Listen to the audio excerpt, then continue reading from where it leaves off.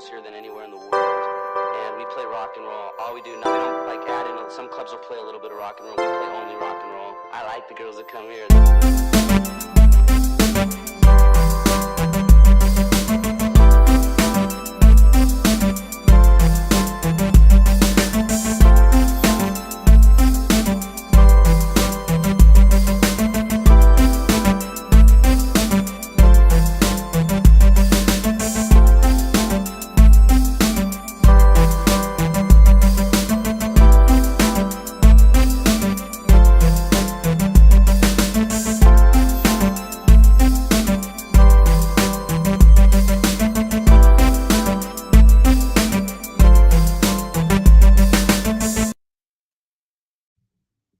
All right, we're on Disco Acid Cult TV. Let's go.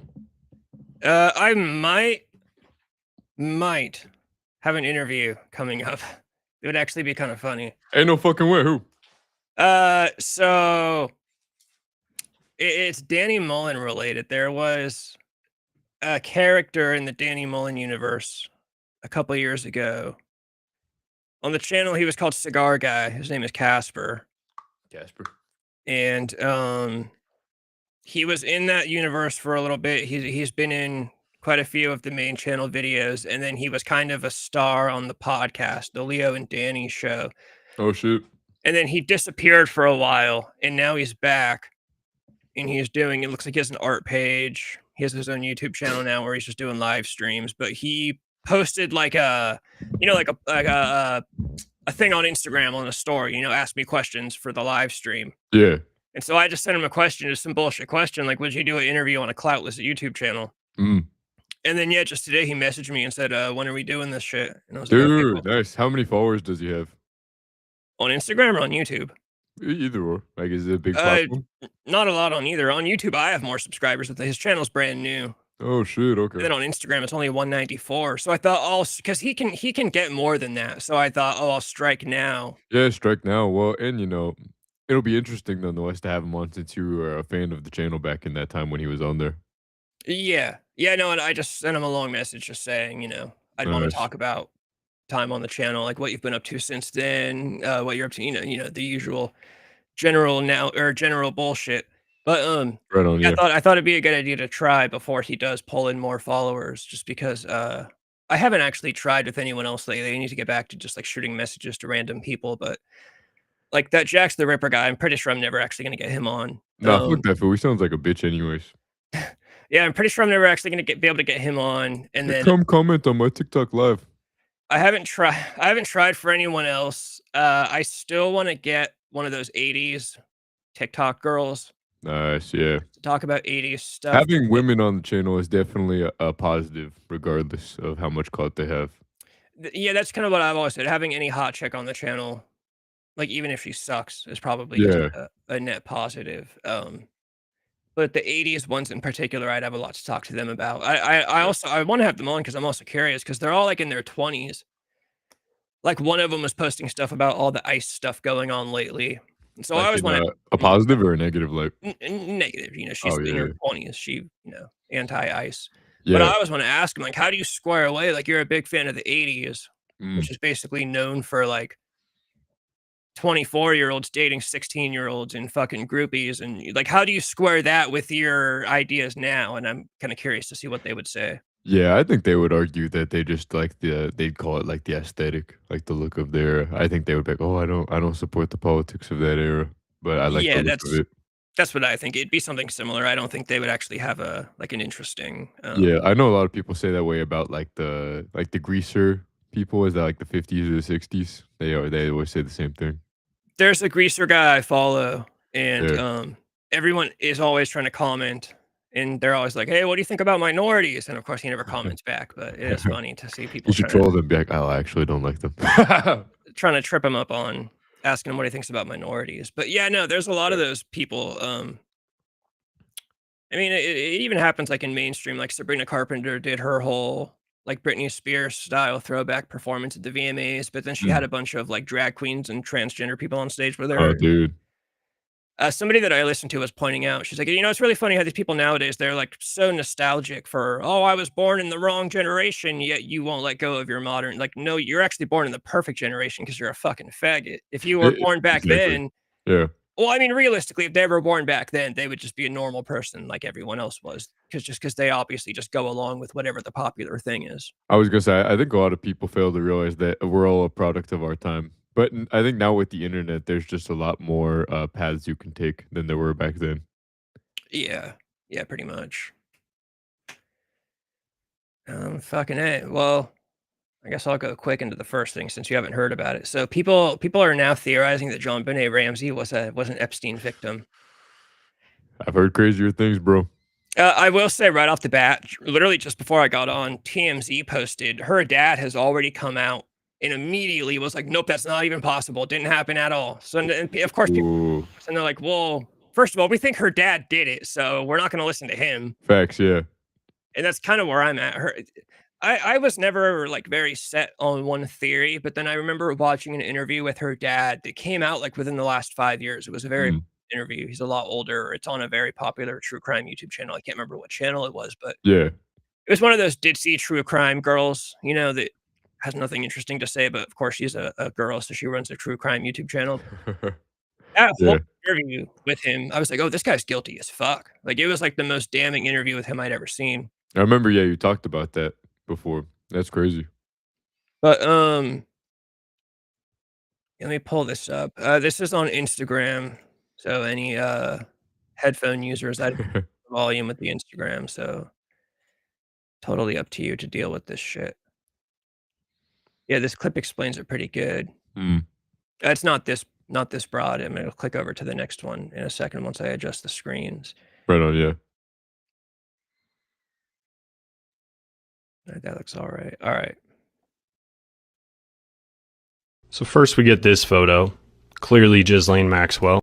I will say, that's a very tiny portion of the face. Yeah, it's not impossible to be her, but I agree. How can you truly tell it's her? That's what I'm saying. It does look like her, but just for him to say it's undeniably her, Yeah. I would grant that it does look like her, but it does get more interesting. Mm. And then we get this photo from inside of Jeffrey Epstein's home. First thing we notice is that there's a big black box on this girl's face, which means that she's probably an Epstein victim. The next thing we notice is that this little girl looks to be about the same age and build and hair color as another little girl that most people are familiar with. And this picture is not the best quality, but that's okay, because guess what? There's another picture that he has just of this little girl, because Epstein's a real creep. And I mean, if you don't see it, you don't see it, but I'm sure you see it. Is that JonBenet? And like their hands are very, very chunkily similar, like pretty similar, I think. Come on, DJ, that's a stretch. Okay, maybe it is a stretch. But we've got two photos that are a little suspicious, raise a couple of questions, and then I was able to find this photo as well. This is the photo that mom and dad were using to get the story out in the news. Definitely the same vest thingy. That's the main thing people point out, that, oh, it looks like an overalls dress or something that a little girl would wear. Yeah. It is the Mm. same one in this and the Epstein picture. Mm. I don't even know what you call it, as in this photo. Is that JonBenet? Just as a quick side mention, I wanted to also talk about the fact that there are tons of pictures This part I don't give a fuck about, but I'll let this guy say it. Yeah. of JonBenet wearing the Freemason black and white pattern stuff. So, might mean something, might mean nothing, but it's weird. And this ring is not that cool. So why is she doing this hand symbol? Kind of makes you wonder, right? Like, this is just a weird pose for a little girl. And let's just push it one step further, you guys. Erica Kirk is only 2 That part's actually This hilarious. is crazy. Well, remember the theory? A lot of people think that Katy Perry is JonBenet Ramsey. What? I guess I can kind of see a resemblance. But yeah, now the Erica Kirk thing. Somebody in the comments says John Ramsey worked for Lockheed Martin. I thought he worked for like a computer graphics company. He was like a CEO. Oh shit! If he did work for Lockheed Martin, then that would be pretty wild. I know he was rich as fuck. He was like one of the richest. I mean, they lived in Boulder, Colorado, I think it was, which is one of those crazy hotbeds for like true crime. Like that Chris Watts guy that killed his wife and kids, that was in Boulder, Colorado. Yeah. All the best true crime stories take place in Colorado or Florida for some reason. But yeah, the dad was like a super highly connected rich guy. I would wonder, I didn't know he worked for Lockheed Martin. Like I said, I swear I thought he started some kind of computer graphics company in the 90s when the computer boom was like really hot, and that's how. He could have done both. It's not impossible. And Uh, I think he was like a millionaire, but to the degree that like in today's money he'd be a billionaire, or he was a billionaire back then. I can't remember which one. yeah, just an obscene amount of money. Dude, I actually, if she is or she was a Jeffrey Epstein victim, I would not be surprised at all. Think about it, they've never been able to solve it, but when it's an Epstein victim, it's because it's not allowed to be solved. Okay, so yeah, John Ramsey, I looked it up. Father had a high earning career. Who's the president and CEO of Access Graphics, a computer products distributor that reached over $1 billion in gross revenue in 1996. His net worth was severely impacted by legal expenses, but his company at one time was worth over $1 billion. Damn, and that's in like that time's money. That's wild. Yeah. And if he was working for Access Graphics, I would assume he could have some connections, Yeah, I was being gonna say that it's not rich. impossible for them to be collaborating. But also, yeah, if he were like a Freemason or whatever, I would also not be surprised about that. So I've heard that one of the theories, I actually heard a theory the other day that was interesting. So you know how Mm. in the story they go to a Christmas party the night before on Christmas Eve? Yeah. Somebody said in a theory she died at that party actually. Mm. He brought her to the party and let all his rich friends do weird stuff to her and she died. So they brought Ugh. her home. She Yeah. was dead and they devised this plan to like call the cops and say she is missing, and then they put her in the basement or whatever. I wouldn't Um doubt that. I would wonder if she was an Epstein victim, like, where does that fit into this? Like, does she just have the worst life ever? She's an Epstein victim, and then she somehow gets home, and then they kill her? Like, Well, who says Epstein wasn't at the party or something like that? At this Christmas Eve party, who knows? yeah, or at least at some parties with them at some point. Yeah, dude, it's a sick fucking world we live in, I swear.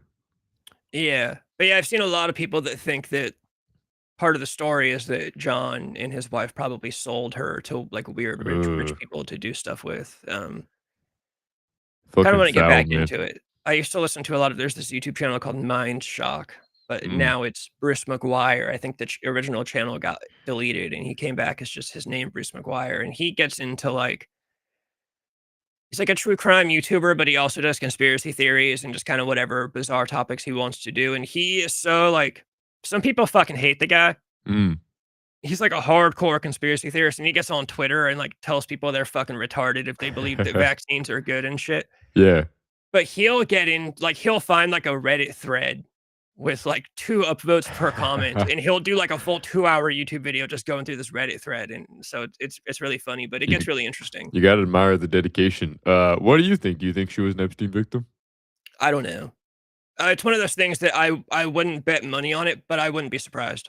Okay, I agree. I mean, it would not be like the craziest thing I've ever heard. I That, mean, that that's what I honestly, mean. I think it's more likely that I probably believe it honestly, just because like it was such a big deal at that time, and Epstein was probably already in his bag, so to say, during that time. Doing shit. Yeah, he was probably already rolling heavy in the 90s. And then, Did you know yeah, he was a math teacher? no, that's Yeah, pretty funny that's how though. he started out. He started out as a math teacher in New York, and then somehow ended up becoming insanely rich. How? I do not know. No, I do Imagine know. being a math teacher and then someone you go tell, I don't know, you go talk to like a psychic and they say, "Oh, in your future, you're gonna blackmail tons of rich men for Israel." Yeah, right? No, he was just a high school math teacher, and then Mossad hit him up, and then that's how all that shit happened. Did you see that Nick Fuentes is selling his jacket? I saw I did see that. It's fucking ridiculous, dude. People are getting really. I think it's funny. Like I think he's obviously just joking, Yeah, I thought it was a troll move. but some people are like, "Oh, he's really defending Epstein." I'm like, bro, I think he's just No, fucking come around. on, Like, bro. dude, I would have done that if I had the clout and the money and the followers. That's an idea I would have thought of because it'd be funny. Yeah, shit's fucking funny. Have you seen all these Epstein memes going around on Instagram now, dude? It's Oh hilarious. yeah, it's like when people are hating him, just say you didn't know the big Steen, bro, and it's him like chilling on his boat and shit. It's okay, bro. You weren't invited. Don't be mad. Dude, I found this one Crazy. on Twitter. Let me fucking pull this up. I like logged on Twitter earlier today to look for stuff to talk about, and this is like one of the first fucking things I saw. And I was like, this has nothing to do with shit, but I have to pull this up. Big man with an island. Knock it off, you guys. Take that away. What are you? Predator billionaire. City boy. I know guys worth none of that, worth 6 or 7 of you. You know, you may not be a threat, but you better stop pretending to be a hero. A hero? Like you? You're a laboratory experiment, Charlie. Everything special about you came out of a meme. Dude, this is ridiculous. Dude, they're going crazy with the Epstein edits. The fucking Epstein edits. Dude, AI is so crazy. If you showed that to an old person, they'd be like, oh, he's live? What? Oh yeah, they'd be doomed. Yeah, that's fucking wild, dude. Okay, I did save one more story that's Epstein related just because I had Let's see this it. topic. This one would actually be fucking crazy if there's anything real to it. What's up, Fizz? What's up? Fizz, comment along as we watch this because I'm sure you'll have at least some funny opinions about this. All right, let me get this one pulled up. A person said they saw Jeffrey Epstein in Greece. This is what the post said. I live in Agrilos and work near the docks. During my lunch break, me and my colleagues and my friends who would work nearby sit by the docks. Nothing ever happens here. It is a very small town, but in the last year we've noticed a few times a fancy boat at the docks. We talk about it and a joke about what it could be doing here. But a month ago, an ordinary day, we saw people near the boat for the first time. It was a black man and two women wearing tuxedos. This piqued our interest because it was very strange, so me and my friend wanted to talk to them. But when we started walking towards that area of the dock, we saw him, Jeffrey Epstein, the man we saw so often on the news. He had a big beard, but he was wearing a coronavirus mask on his chin, and he was walking with a tall man in a vest that people used on safari. Me and my friend recognized him, and we were scared, so we stopped and pretended not to recognize him and left. I've been talking about this a lot with my family and friends over the last month, and after seeing pictures of him, I 100% believed it was him. My uncle enjoys fishing and said he once saw this boat heading toward the island of Stamfani. This is the connection that'll blow your mind right here, guys. Just in today, it is reported that Jeffrey Epstein had a fake Austrian passport under the name Marius Fortellini that claimed he lived in Saudi Arabia, so that passport was good to enter through Greece. So this connects. A person said That was a very anticlimactic ending. Oh, I was gonna say that doesn't mean anything really. But the idea that he's still alive is not a crazy one. I mean, I wouldn't be surprised. Yeah, no, it's not at all. I think the only thing that leads me to believe that he is dead is that they had to kill him because it's such a liability to have him alive. But you know, the powers that be are so fucking powerful. It's not like it's really a liability. They can hide him forever if they want to.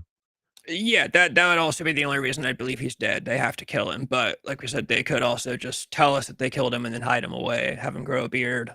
Exactly, yeah. Who says he's not living out in Greece or something like that, living out the rest of his life being a fucking pervert, bro? Yeah, he could be living with Tupac Shakur right now or something. Yeah, facts. I guarantee you Tupac fans would be so upset to even hear me consider that Tupac would be hanging out with Jeffrey Epstein. Dude, I mean, Tupac's just an actor anyway, so I wouldn't be surprised. Have you ever heard that story of Michael Jackson beating the shit out of Tupac? No, but I believe it. Tupac was definitely gay. It's a great story. Tupac was like dating a family friend of Michael Jackson's who he considered to be like a niece, and Tupac was talking crazy to her after a party. And Michael Jackson's like, "Don't talk to her that way. That's like my niece." And Tupac told Michael Jackson to fuck off, and so Michael Jackson beat the shit out of him. Michael Jackson probably could whoop his ass. Yeah, and they were like, "Dude, Michael grew up with all brothers. Of course he could fight." I was like, "That's true." Yeah. Yeah, that shit's crazy. But yeah, the Epstein shit has been flying around everywhere. I didn't save the other one, but I saw some other posts saying that he's alive right now in Israel. Oh, dude, I'm sure he is. He's a Mossad guy at the end of the day. That's why I don't get why the people that don't believe that it's all a Mossad thing, like it's clear as day that that is the answer. He worked for Mossad and he blackmailed the U.S. politicians and famous people. Pretty easy. Yeah, dude, his name's fucking Jeffrey Epstein. And Yeah. and we know that that's like what they do. Who was the guy? There was a guy that was like doing that shit back in the 50s. He was like an Israeli gangster. Oh, I know what you're talking about. I don't remember his name though. And his specific job was to blackmail, like, politicians and high up people. It's like, that's yeah, they do that shit. Other country I mean, everyone does. I'm sure I the was about to say, CIA does that shit to I other was about to countries. say we do the same thing to other countries. This is not a crazy idea that Jeffrey Epstein was a spy for Mossad. We have spies for the CIA too. Yeah. It's pretty clear what it was. I think it's just people can't believe that other countries are doing it to us because we're like the number one. Yeah. Yeah, no, you just roll around and just say like, "Hey, I got a fucking island. There's some girls on it." And I hate to say that one of Nick Fuentes' takes, I saw this clip a while ago that I think was totally true, was he was saying, "Look, we everyone views everything through the hindsight as 2020 lens." So it's like when people see a picture of Ted Bundy and they're like, "Oh, how did anyone fall for that?" He clearly looks and it's like, "Okay, but you know the name Ted Bundy. It's impossible for you Exactly. to imagine that there was a time when he did just look like a guy that, like, picked up a hitchhiker." Like, you would have never he literally looked like a normal guy, but people love to do that. "Oh, you could just see the evil in their eyes." No, you fucking Yeah, no, can't. you The can't. Yeah, fucking normal human dude. being. Yeah, People also do that with, like, if they find out that Ed Kemper loved cherry pie, they go, "Oh, that's so creepy. Cherry pie's so creepy." No, it's not. You just hear the name associated with Ed Kemper, so now you yeah, so the take was that he was saying everyone loves to be like, "Oh, how could anybody fall for Jeffrey Epstein's shit?" And it's like, bro, he was a billionaire, and he said, "Hey, you wanna come to my fucking private island and party? I got a bunch of girls." Do you think anybody was really going, "Well, wait, what are the age of every yeah, single girls on that?" No, did they you hear your billionaire buddy inviting you to a fucking party with the cool kids, yeah. and he says, "I got girls," and you say, "Yeah, for sure." And then next thing you know, some young chick walks up to you and you're not really, you're fucking drinking, doing cocaine, you're not thinking. And then next thing you know, here comes a guy with a camera or something. Like that's how they get caught Well, up. and they probably force you to do it out there once they have you on the island because you can't run away. You're on a fucking island, bro. Yeah. Yeah, you gotta think about it. I've seen that clip. He's like, hey, Jeffrey Epstein probably seemed like the coolest dude ever, too. Billionaire dude, fucking private island. Like you said, oh, you want to fly in my private jet? Dude, he probably seemed like the man. Yeah. He's like when you're in high school and you've got that older friend that says, "Do you want, oh, you want to run to the store with me?" You're not asking him like, "What kind of car do you drive? Who's in the car with?" Like you're just like, "Yeah, that's my older friend. He's cool. How much money would it take for you guys to go?" How much money would I have to pay to go? That's the question. No. No, I'm Do kidding. I know what goes on beforehand? Yeah, that's what we're saying. It depends on the situation. Like, is this just some rich guy that walked into my party and invited me to his private island, or do I know that he's a weirdo? Like, that's Yeah, if I know it's weird shit, no amount of money could make me go because I don't believe in that shit. But if I didn't know, then I didn't know. I'd probably go for free. I'd be like, oh, party on a private island, sick. And then you get there and then you're fucked, dude. yeah. You get there, and the first time you see a teenager, you try to fucking, you start swimming the ocean trying to get back home. That's what happens. Yeah. But yeah, no, everyone loves to do the hindsight as 2020. It's the same type of people that try to say that if they were alive in Germany in the 40s, like they would shelter Anne Frank with their own arms and they would be the hero. And it's like, you don't actually, Oh, dude, facts is just like the people today. They're like, oh, a Somalian immigrant can come live with me right now. And they're like, all right, we have one. And they're like, oh, actually, no, never mind. It's the same people. yeah.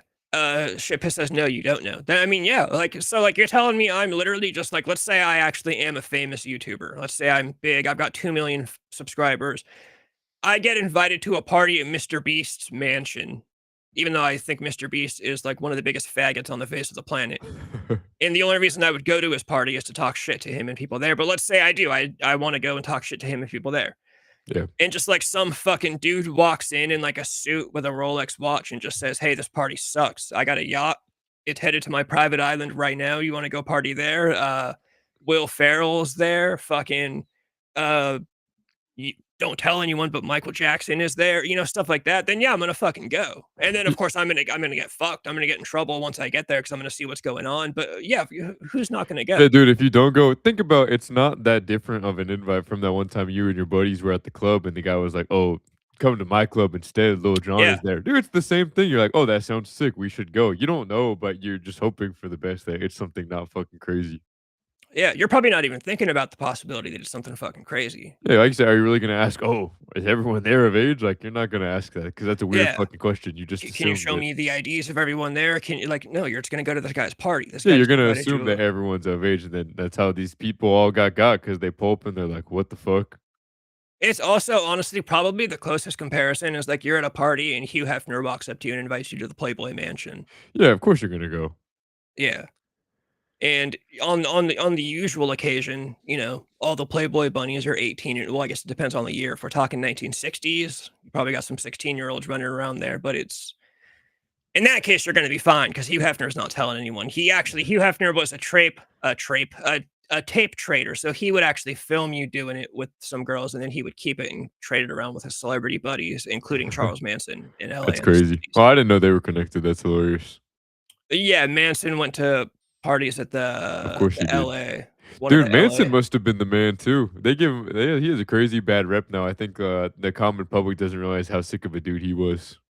Dude, where Manson met Sharon Tate was at Elvis Presley. Elvis Presley had a house in I think it was in LA, and he used to hold like poker club parties there when he wasn't even home. He would just host poker parties at the house, and that's where wild. Manson. And there's an interview where he tells you this. It's right on YouTube. Yeah. Somebody says, "Did you know Sharon Tate?" And he says, "Where did you meet her?" And he says, "At Elvis's house at one of his parties." That's crazy. Like it's just nothing, but nobody believes shit that he says because he's made out to be fucking crazy. Yeah. But then if you start digging into stuff, you see it actually makes a lot of sense that he'd be at Elvis's house. You see why they say it's crazy now. Yeah, now people are circulating all these clips of him talking about World War II and how America actually works and shit. Yeah. It's crazy. I wonder how well, it makes sense how he knew. He knew lots of powerful and famous people. I'm sure they just told him. He's like, oh shit, that's what's going on, you know? Yeah. Yeah, no, he got into the music business, and that's all. Yeah, I do wonder how many people know like the truth, like for sure, because you know we can say we know the truth, but me and you are just normal dudes. We don't really know anything.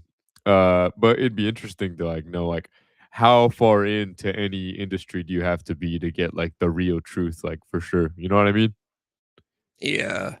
Of the Manson thing or the Epstein thing? Everything, just like the world, like the way this country works and who we really work for and all that. Oh yeah. Yeah, that'd be cool to like know.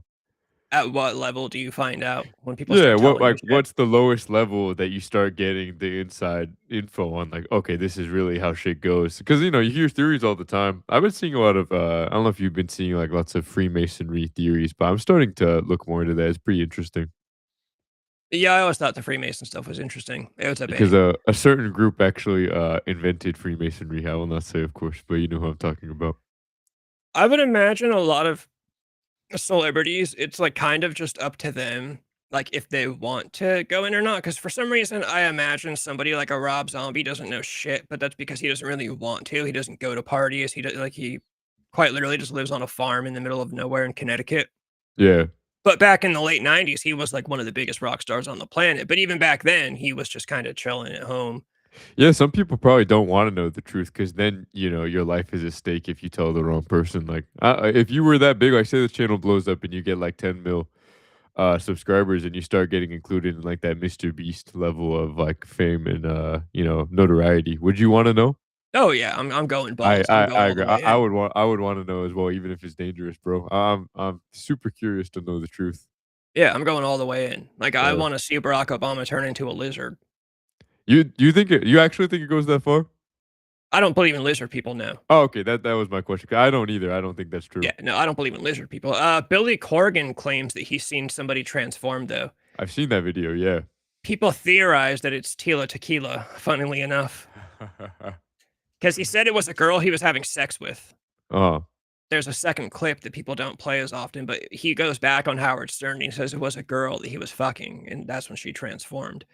And he said she's not famous, but some people still theorize because I guess Billy Corgan did hook up with Tila Tequila at some point, and some people did like some timeline crunching or whatever. Yeah, and saw that it matches up. Yeah, I don't know about lizard people.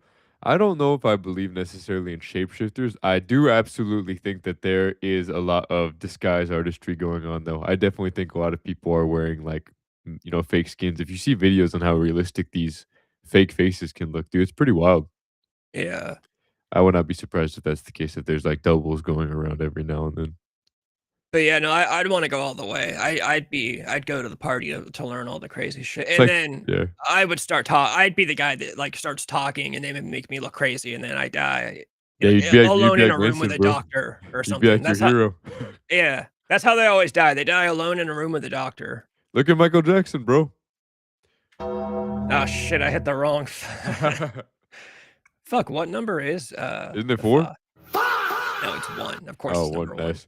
Nah, I think fuck, I don't remember what I was gonna say. But it's definitely interesting to think about, no doubt. Oh wait, I Yeah. was gonna say it'd be like that one scene in that what's that movie called? Eyes Wide Shut? Yeah. Yeah, dude. Who's that directed by again? Is it Stanley Kubrick? Yeah, Stanley Kubrick. Yeah, I was gonna say if you look more into him, it's very fascinating, bro. Of what he was really into trying to like decipher what Freemasonry was and like what's at the core of their beliefs and like how much power they hold. And there's a lot of symbolism regarding his interest in that idea in that movie. If you look, there's lots of interesting videos about it. Really quick, since I've been on the streak of being annoying, I think there's like 7 people watching right now. Everyone should hit the like button. Hit the like button. What's up? You hit the fucking like button. Hope it's Jeffree Star. Anytime anyone likes the live stream, message me privately and I'll send you nudes of my ex-girlfriend for payment. That's crazy. Yeah, Jeffrey Epstein, Jeffree Star. I've seen him hint at things like here and there that he knows a lot of shit. So that might be the level because Jeffree Star is definitely like a low level celebrity. I mean, high level internet celebrity, but that's a low level celebrity. That's the makeup guy, right? Yeah. Okay, gotcha. And so, to me, that seems like a good bar. Like if you want to know how high you need to get up to start learning shit, probably like Jeffree Star level. I have seen conspiracy channels will post him talking about shit, and they're like, okay, like this guy definitely knows what he's talking about. Like I would believe it. Yeah. And Jeffree Star even moved on to like a fucking farm in the middle of nowhere in like Idaho or some shit. Dude, probably to get away from all that shit. You hear about Calamity No, Jane all the don't time. do that. I didn't even mention which ex it was. You're getting a surprise. It could be like I don't know, it could be some fat girl. I don't need revenge porn. We need to re-legalize revenge porn is what needs to happen. Oh, I didn't know it was against the law. That's good. Yeah, people can sue you. Like if I posted a video of a girl without her permission, I'm pretty sure she could at least sue me. I don't know if she could get me put in prison, but I know she could at least sue me. I don't know what she'd get out of me. I don't have any money. Jeffrey said the LA tunnels are real and Diddy was transporting girls through them. That's awesome. I have heard about the LA tunnels. Dude, there's like whole cities under there. If you look into it, there's like Starbucks down there and shit, like stuff for the people that use them to like eat out, like fast food and all that shit. It makes total sense because celebrities in LA got to get around somehow. Exactly. That's wild. Fucking dude. The whole Diddy thing. I mean, I'm sure Diddy is like a small portion of how big the real system is. You know what I mean? But he's just like you always say, he's just the guy that they outed. Yeah, they got to Like throw someone out once in a while. Yeah. Stanley Kubrick is interesting. I do think the Eyes Wide Shut conspiracy theories are a little overblown. Like, you know, he died kind of oddly, like before that movie even came out. Even his family has said it. We had no idea. It was one of those like he went to sleep one night and he died, and they're like, dude, he wasn't even sick. Like, you know, like one of those things. Yeah, that is very interesting. But yeah, the story is that because Eyes Wide Shut, he shot it, and the studio wanted a lot taken out of it, edited out of it, but he didn't want to edit it out. Yeah. And then coincidentally, he dies before it gets released. The studio steps in and edits all that stuff out and then releases the movie. That is fucking interesting. So there's probably definitely some level of truth to the movie. I need to watch it, but I've heard it's kind of fucking boring at times.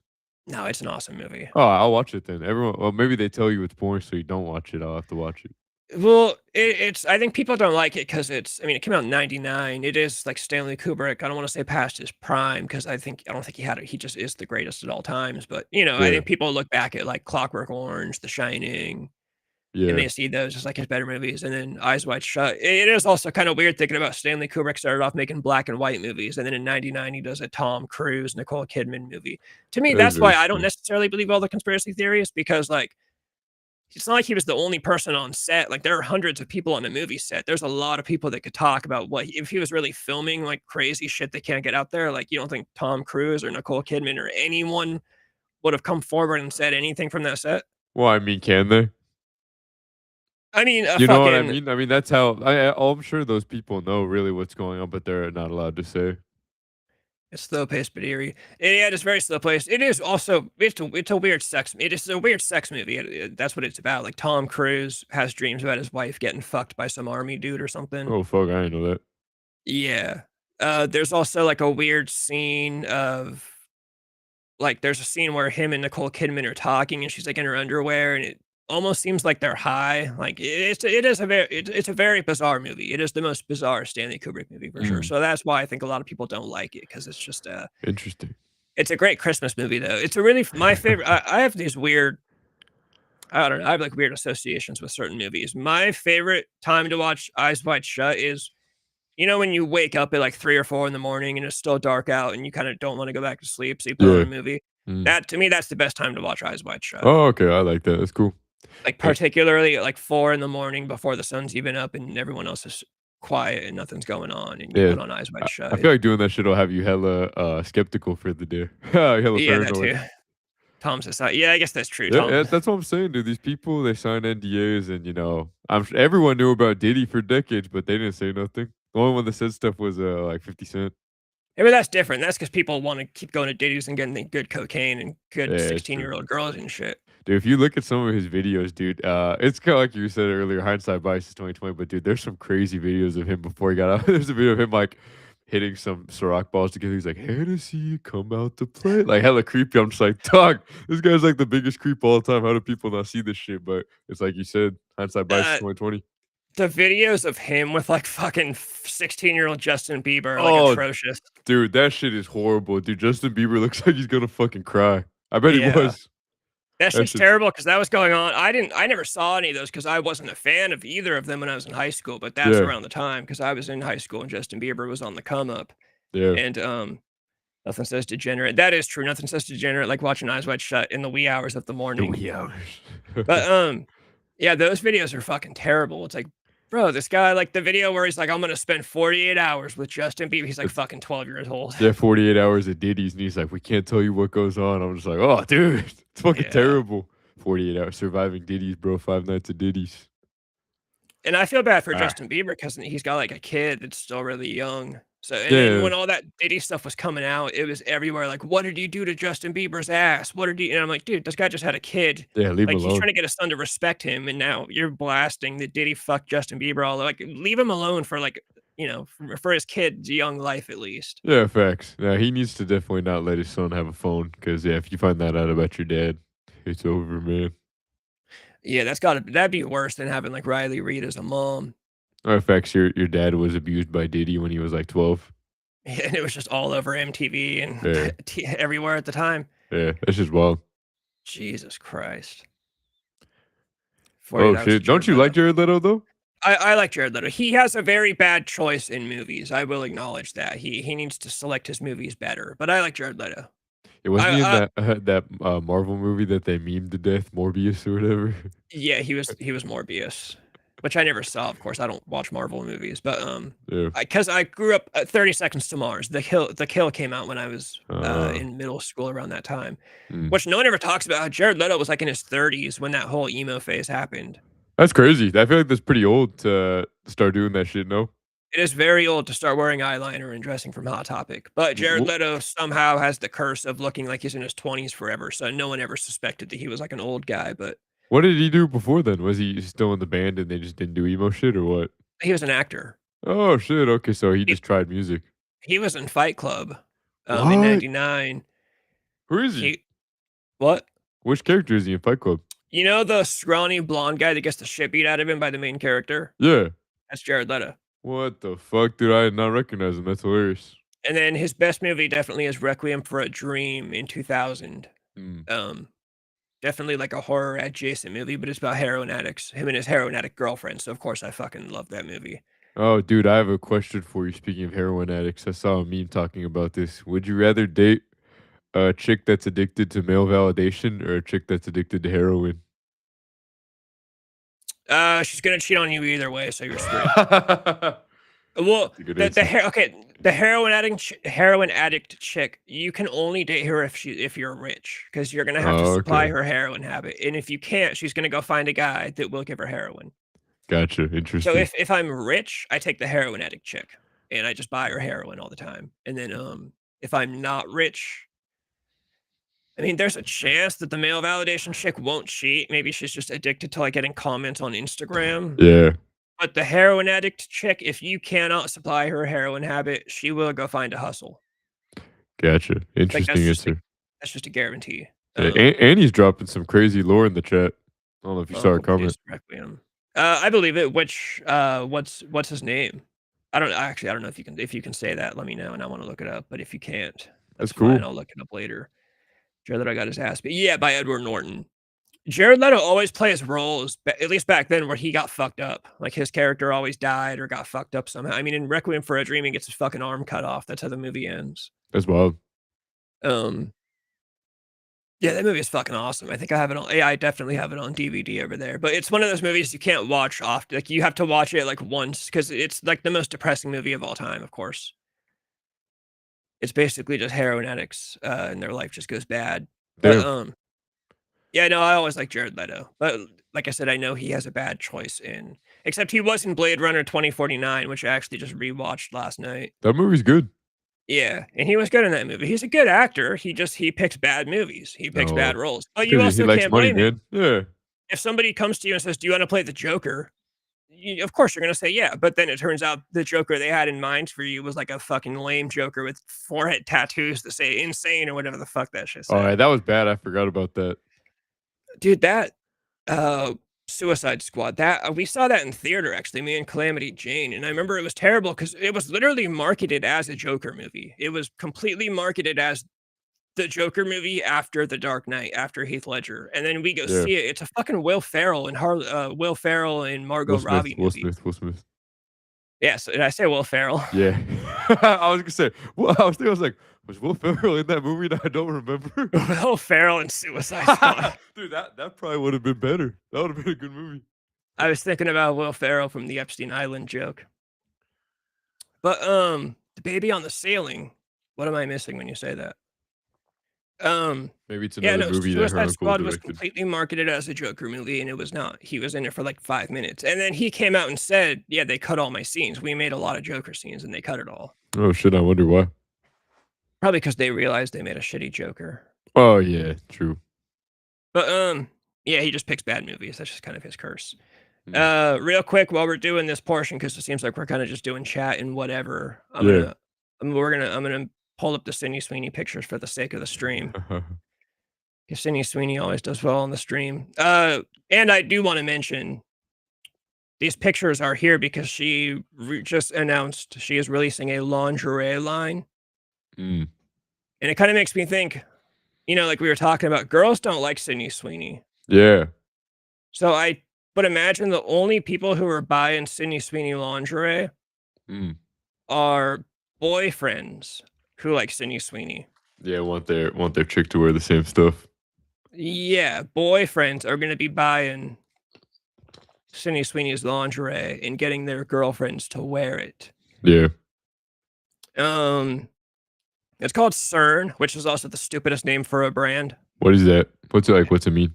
I don't know. SYRN. CERN. I don't know. Actually, a conspiracy theorist could probably come through on that one because you know there's that company. CERN. I was just gonna say maybe it's like CERN, like the CERN CERN. How deep have you gone on that? Because there's a guy I listen to who believes that CERN like has a portal. I was gonna say I've heard.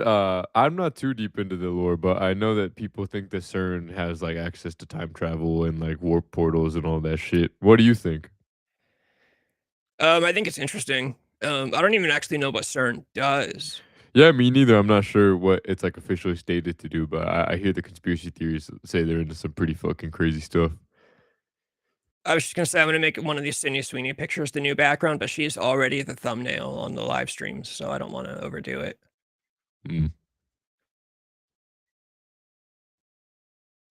Speaking of Eyes Wide Shut, this is definitely a fucking Eyes Wide Shut picture. Yeah, definitely, dude. The people that say Sydney Sweeney's not attractive are fucking retarded. Well, they're just being contrarian for sure. I think so too. They're like, oh, some people are like, oh, she's made. I'm like, dude, you're a retard. Yeah, no, she's like even if you don't actually think she's like the hottest fucking girl in the world, she's like objectively attractive. She is exactly like what. Yeah. When you think of like default attractive girl, it's Sydney Sweeney. Yeah, definitely. She's just blonde. Look, Annie hating in the chat. Annie hating in the chat. Don't be a hater, Annie. Stuff just looks like Victoria's Secret. I don't know how to judge lingerie. Like I guess so. I'm just gonna take Annie's word for it. Like no, to me, it just looks like black underwear. This is supporting what we were just talking about. Women do not like Sydney Sweeney, bro.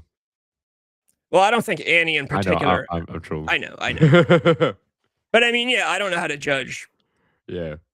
You know, I've never really cared what girls wear as far as like. Yeah, brand. I think that'd be a weird thing to care about. Yeah, dude, you could. I know, Andy. I'm trolling. I'm You trolling. could put them in dental floss, and I think it's just like the same. I don't care. Like I don't care. Yeah. I wonder if girls. I'm sure girls do. You hear, "Oh, that's a cute shirt," and I'm like, "It's a black T-shirt." Like, what do you mean? Yeah. Dude, what's X Premium? I didn't even know that was a thing. Yeah, it's the blue check mark. Oh, that's fucking stupid. I didn't realize that's what it was. I deleted my Twitter. I only have it for topics for the stream. Yeah. I can't stand Twitter. It's like it's very hard to ignore the political stuff because it's everywhere. Yeah, that's why I got rid of it. I'm like, dude, this is like a cesspool. I don't want to be in here no more. It is entirely a cesspool of people just arguing about politics. Stupid people, but too. there are some good things. Like I do have to show you this clip because you'll fucking love this. Oh, yeah, It is sweet. the greatest American president of all time. Oh, shit. Is it the GOAT, the last real president? It is the GOAT. Let's go. Dude, fucking this is hilarious. Magician of black chaos. And now I attack your face-down monster. Man-eater bug, you Who the fuck still plays man-eater bug? You bitch, the look on your face! Man-eater bug, Magician. let's go. Dude, the GOAT president with the GOAT effect monster. Let's go. That's what I'm talking about. Man-eater bug used to piss me the fuck off on that, like it was like Eternal Duelist Soul on the Game Boy. God, dude, Man-eater bug. Oh yeah, man-eater bug is like fucking treacherous fucking shit. Especially when like you fucking put out your fucking dark magician or some shit and you attack this shit as fucking man-eater bug. Facts, you finally get enough tributes to get your dark magician out and yeah, get hit with the Man-eater bug. Dude, speaking of that, there was another argument on Twitter. People were arguing about what's better, Summon Skull or Jinzo. Dude, Summon Skull is way cooler. What the fuck? Obviously, Summon Skull. Summon Skull Yeah. like might be goated. It's a single sacrifice, 2,500 attack point. Like, what are you talking about? Yeah, no, absolutely, way better. Especially if we're only talking about looks, dude. Summon Skull might be the coolest looking monster in the whole series. I mean, it's not Blue Eyes, but still.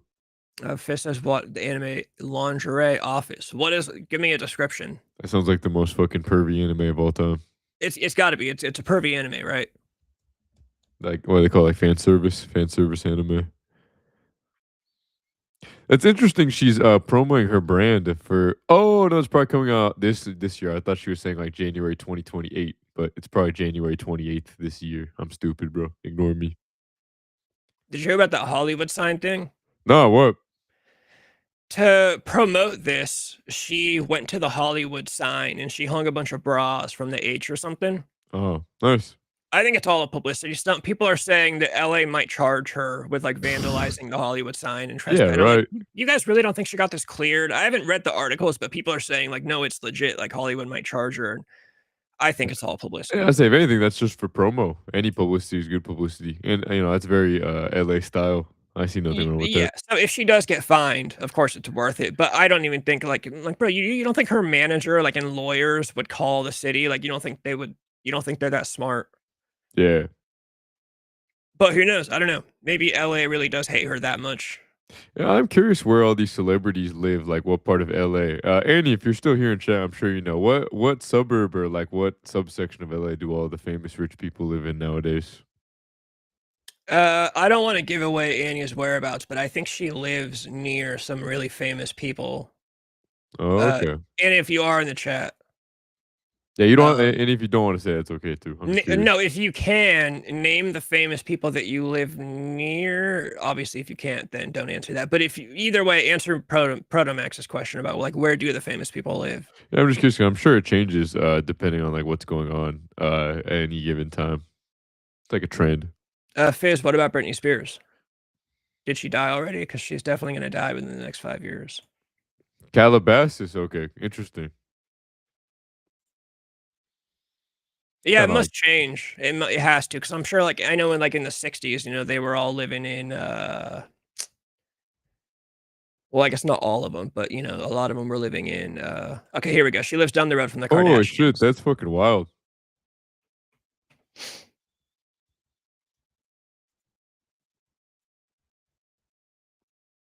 Laurel I can't think of the neighborhood. That's hilarious. I've heard of all these places. That's fucking funny.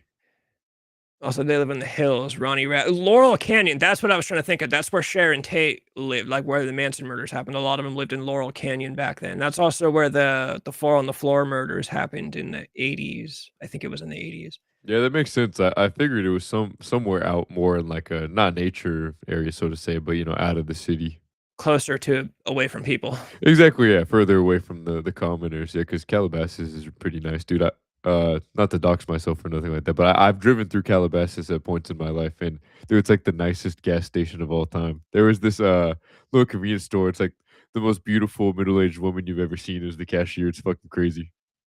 Yeah, that's why they can all say that we should just let illegal immigrants pour in here because they don't actually live near the people.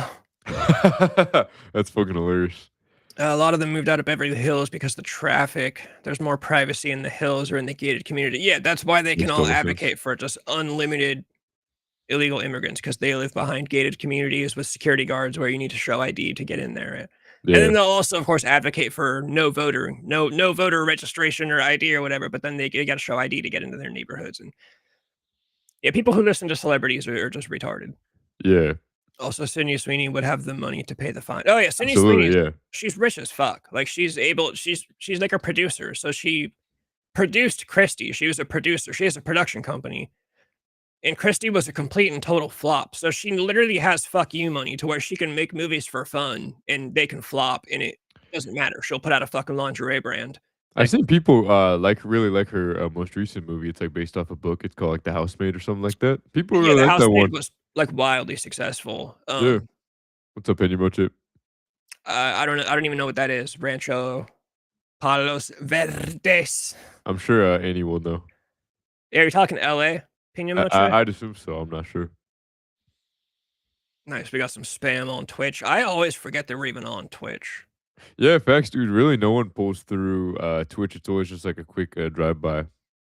Yeah. No, I'm never expecting the Twitch. Shit. Annie dropping this. She says the super rich live in Santa Barbara and just drive the 2 hours to LA if they need to go. I totally believe it. I know like Oprah lives in like the super rich area of Santa Barbara. It's really fucking nice out there, dude. Isn't Oprah like actually a billionaire too? Yeah.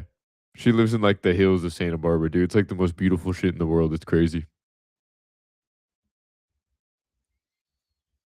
And he says, I've been there. Are you saying you've been to where Pina Moche is mentioning, or are you saying you've been to Oprah Winfrey's house? Yeah, I think she's talking about the Rancho Palos Verdes. I think that's what she's talking about. What does Palos mean? I know because Verde is green. Yeah, it's like ranch of something green. Palos, I don't know.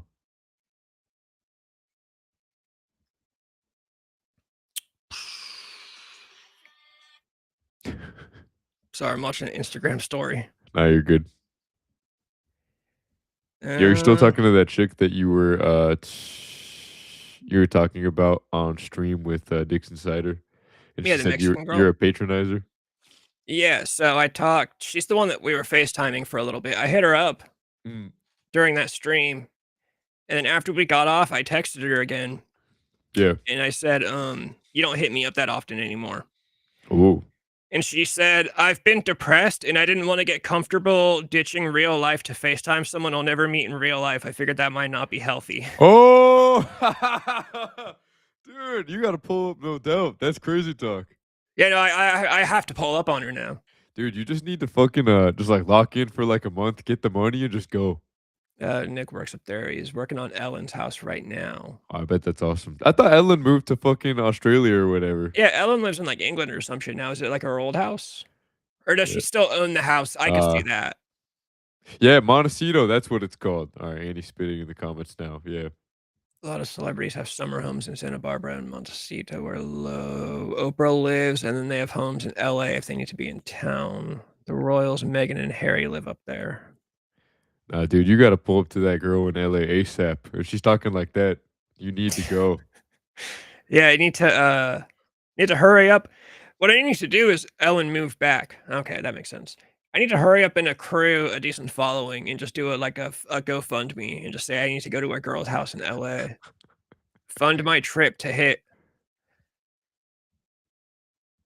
That's the type of stuff I want to make GoFundMes for. Just be honest about it. Yeah, like I need a carton of cigarettes. That would be the funniest one. I need to go to this girl's house. You should hit him with the I have caner. Go from Yeah, I have caner. Please help. My family won't help me with the caner. Oh shit. With the caner treatment. She didn't like the UK and just moved back. That makes sense. Nigga, That's UK funny how sucks. celebrities talk about, oh, if this guy wins an election, I'm gonna fucking run away, and then they fucking hate it so much that they come back. But I guarantee you they'll come back and continue complaining about how bad it is here. Yeah, facts. Even though it's fucking peak out here, USA #1. Sydney Sweeney isn't hurt. Even though her movie was a flop, she was probably allowed to expense all the production costs associated with that movie. Oh yeah, that's the whole point of having the Definitely, production yeah. company, I would imagine. Well, dude, her income is so fucking diverse. Like, she has that bathwater soap shit. Dude, she's involved in hella different business ventures now. She's definitely not hurting money wise. Apparently, she is like back behind the scenes. She's like quite the businesswoman. I'm sure she is, dude. She understands. She had that jeans commercial that got hella publicity and all that shit. Dude, she's in a lot of stuff. I know the story with her is that her parents, before she moved to Hollywood and pursued the acting thing, her parents made her like put together a fucking like a PowerPoint presentation on your plan. Dude, She's like one of those. Sounds Types like she of was people. raised very well. Yeah. People don't like her because I think she took a picture. There was a picture that came out of her like years ago at like a family barbecue, and one of her, like her dad or uncle or something, was wearing a Donald Trump shirt or something. Yeah, well, I know she's a registered Republican, so people give her shit from that. But I'm like, well, dude, she's rich. Of course, she's gonna go for the party that supports less taxes for rich people. I would do the same thing. It's annoying because people will call her MAGA, and it's like, you guys realize there are like Republican and MAGA are not synonymous. Yeah, at all. definitely not the same thing. There are plenty of Republicans who don't like MAGA and vice versa. Yeah, like she could be registered Republican and fucking hate Donald Trump. Or she could be registered Republican just because that's what she registered as when she was fucking 18, 10 years ago. And now who knows who she votes for. Yeah. Doesn't fucking mean anything. But it's also ridiculous that people like outed her voter registration in the first place at all, because that doesn't happen to any other celebrity, of course. Yeah, true. I hear that it's a lot more common than people would like to believe. Yeah. But yeah, no, she's got fuck you money for sure. Oh yeah. Really. Just making movies for fun at this point and has a lot of shit going on. The bathwater soap thing was like the funniest, kind of like most genius thing. That's when girls started not liking her, because girls went on Twitter and said, oh, she's anti-feminist. She caters to the male gaze, which is basically just saying like she has male fans and she knows it and she's fine. She's like, because that literally was that whole thing. Like, hey, I got a lot of guy fans that want, hey, here's the thing for you guys. It's actually kind of cool to finally have a girl celebrity nowadays that's like, oh yeah, guys like me. That's, instead of the Sabrina Carpenter thing, whereas I like Sabrina Carpenter, but Sabrina Carpenter's whole career is, oh, I fucking hate men. And it's like, dude, the I hate men thing, like, I don't care, but it's just old, like, creatively speaking. Like, it's old. It's played out. Yeah, and I know a lot of people were hating on Sydney Sweeney for the bathwater thing, because they said she was cheapening herself to the level of like an OF model is what they were comparing her to. Like, oh, that's cheap. She shouldn't be doing stuff like that. She's a A-classer, or what they call like A-class celebrity or whatever. A tier. Yeah. Yeah. Yeah, I've been seeing that too, because some company in America owns TikTok now. Yeah, it's Oracle, and Oracle's owned by Israeli. As far as I'm concerned, like, I don't have anything on that. What are they gonna benefit from looking at my retarded ass feed, bro? They're not getting anything. Well, and it's just the fact that it's like, bro, you think, okay, so like TikTok, you really don't think there's any other way they can get to your shit if they want to? Like, your entire life is in your iPhone. You think TikTok is the one way they're gonna get to you? Well, dude, and you think Instagram is not Israeli spyware? Like, don't be stupid, dude. There's Israeli spyware in your iPhone, like you just said. Like, there's no getting around it. It's fine. None of us are important enough for it to even matter. They would not benefit from spying on us. Yeah, and it's like, dude, they can get to your smart TV if they fucking want to. Like, it's not like TikTok is the one thing. But that's what I always say too. Like, when they say, oh, the government's watching you through your laptop camera, like, of course, then they're just gonna see like a great shot of up my nose when I'm laying in bed at midnight looking at like the original script from Rob Zombie's Halloween in 2006. That's what I'm reading. Like, they're gonna watch you watching Eyes Wide Shut at 4 a.m. Oh, he's watching it again. Yeah. He must not be able to sleep tonight. Oh, this guy's learning the secrets from Stanley Kubrick. Turn it off. Turn it off. Yeah, no, it's the people that are talking about TikTok has been a mess though. It went down for the last like 2 days. Yeah, I know a lot of people are saying like, "Oh, on this TikTok, like it keeps on pausing, like they must not want me to see it." I'm like, dude, you are going fucking insane. Well, what happened is there was a storm. Dude, have you been seeing the videos of how cold it is in like Minnesota to the point where the trees fucking explode? No. Dude, it's like -30 out there, and it's so cold that trees blow up because the pressure of how cold it is, the inside just blows up. That's Dude, it's fucking fucking wild videos. Fizz, are you saying green text like you don't have an iPhone? Because I totally agree. And you know, that is one of I saw this was a couple years ago, but there was a list of like the top 10 biggest turnoffs to girls nowadays. Yeah, if you have an Android, chicks are not down with that. Yeah, like if you start talking to a girl or you start dating and she gets a green text from you, that will be classified as a turnoff. That's wild. Yeah, I find Um, it funny that we're such an individualistic society, but yet we're unified on certain fronts, and like having an iPhone is one of those. yeah, there are some categories that are completely is it bipartisan? It means both, like everyone agrees, or is it partisan? Uh, I that's think a it's good question. bipartisan. Yeah, but I guess both sides would agree with it. Yeah, Okay, so, bipartisan support would be that both sides agree. So yeah. But Fizz, you're going back on what you just said, bro. Oh, well, he's probably being sarcastic then. Fizz, you're the Oh, tech guy. gotcha. Oh, Fizz is a tech nerd, so he probably thinks Android is like the greatest thing of all Yeah, time. more adjustable. Oh, Android's the best thing of all Customizable. time. Then they're taking pictures that's like 14 pixels or whatever the fuck. That's funny. Yeah, Andy, you know what I'm talking about. This shit's wild with the fucking trees exploding. It's days like that where like I don't care how retarded California is politically. I'm never living in an area like that where it's fucking -30. Can you imagine? I'd rather live where the trees explode from the cold than where you can cook eggs on the fucking manhole covers in the summertime. That's what I'm saying. Nah, but we've never even experienced that, bro. Like I'm sure it's fucking unpleasant as hell. Like your bones hurt and shit. Shit piss, are you saying you've never had a problem with girls in your green texts? I think that is what he's implying. Good for you, bro. Yeah, that just means you're probably picking decent girls. Yeah, fuck, I really gotta get to LA. Even though she doesn't know what the word patronizing means. Who cares? You don't That's date what a I'm bitch saying. for her vocabulary. That is what I'm saying. Windows and Android people know how computers work. What's funny is Apple. I'm only Apple when it comes to iPhones. Everything else, like my laptop, is HP. I've got a PC. I hate Apple laptops, computers, whatever the fuck. The only thing I'm Apple is iPhones, and that's just because it's like the most standard. Well, dude, I'm not much of a tech guy, I won't lie, but I think it's important to have a device that works conveniently for you. Yeah. I don't want something, even if like it's kind of like maybe the peak of Android is higher, but me as a retard, I'm not gonna get that peak, so I might as well go with the one that's easier for me to work.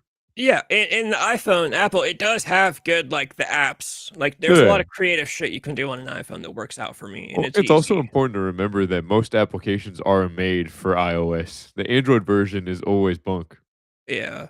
Like, remember, dude, do you remember back when Snapchat was still popular and people that would take Snapshots on Android and be like the blurriest photo you've ever seen? Yeah. And they were always talking about how the cameras are better on Android. I'm like, are you blind? Not on Snapchat, bro. The app for Android is ass. I remember my buddy, who I will not out, but he he was talking to this chick on Snapchat. He's like, bro, like she ghosted me. You think it's because I have Android? And I was like, it's entirely possible, bro. Imagine paying high taxes to be cooked by the sun 4 months out of the year. Dude, California, you get cooked by the sun like 9 months out of the year. Yeah, that shit feels great, bro. Why do you Hey, think that- everyone in fucking the UK is so fucking puny and pale and scrawny and shit? Because they get no fucking vitamin D. Their testosterone's on the ground. Yeah, no, I'm fine with getting some vitamin D, but as much vitamin D that comes with California, I can't fucking stand. Shit piss, what state are you in? Isn't shit piss Jesus piss? Pardon me, I don't mean to use the Lord's name in vain, but didn't shit piss say he's like a trucker or some shit? I I feel like I feel like he did actually. I remember when he his origin story, he was saying he was like a trucker or some shit, and he's been all over the place. But you'll have to confirm in chat for me, bro. But Fierce, that's a wild comment. I would love to be a trucker. I can't drive a semi truck in small towns. Like I could drive on the freeway all day, but Dude, I always say you should be in on the road trucker, man. You just drive across state lines all day. The only yeah. problem I see with that is when it is winter and you're driving on the icy roads. That shit sounds scary. Shit piss. Tell me if I'm wrong or not.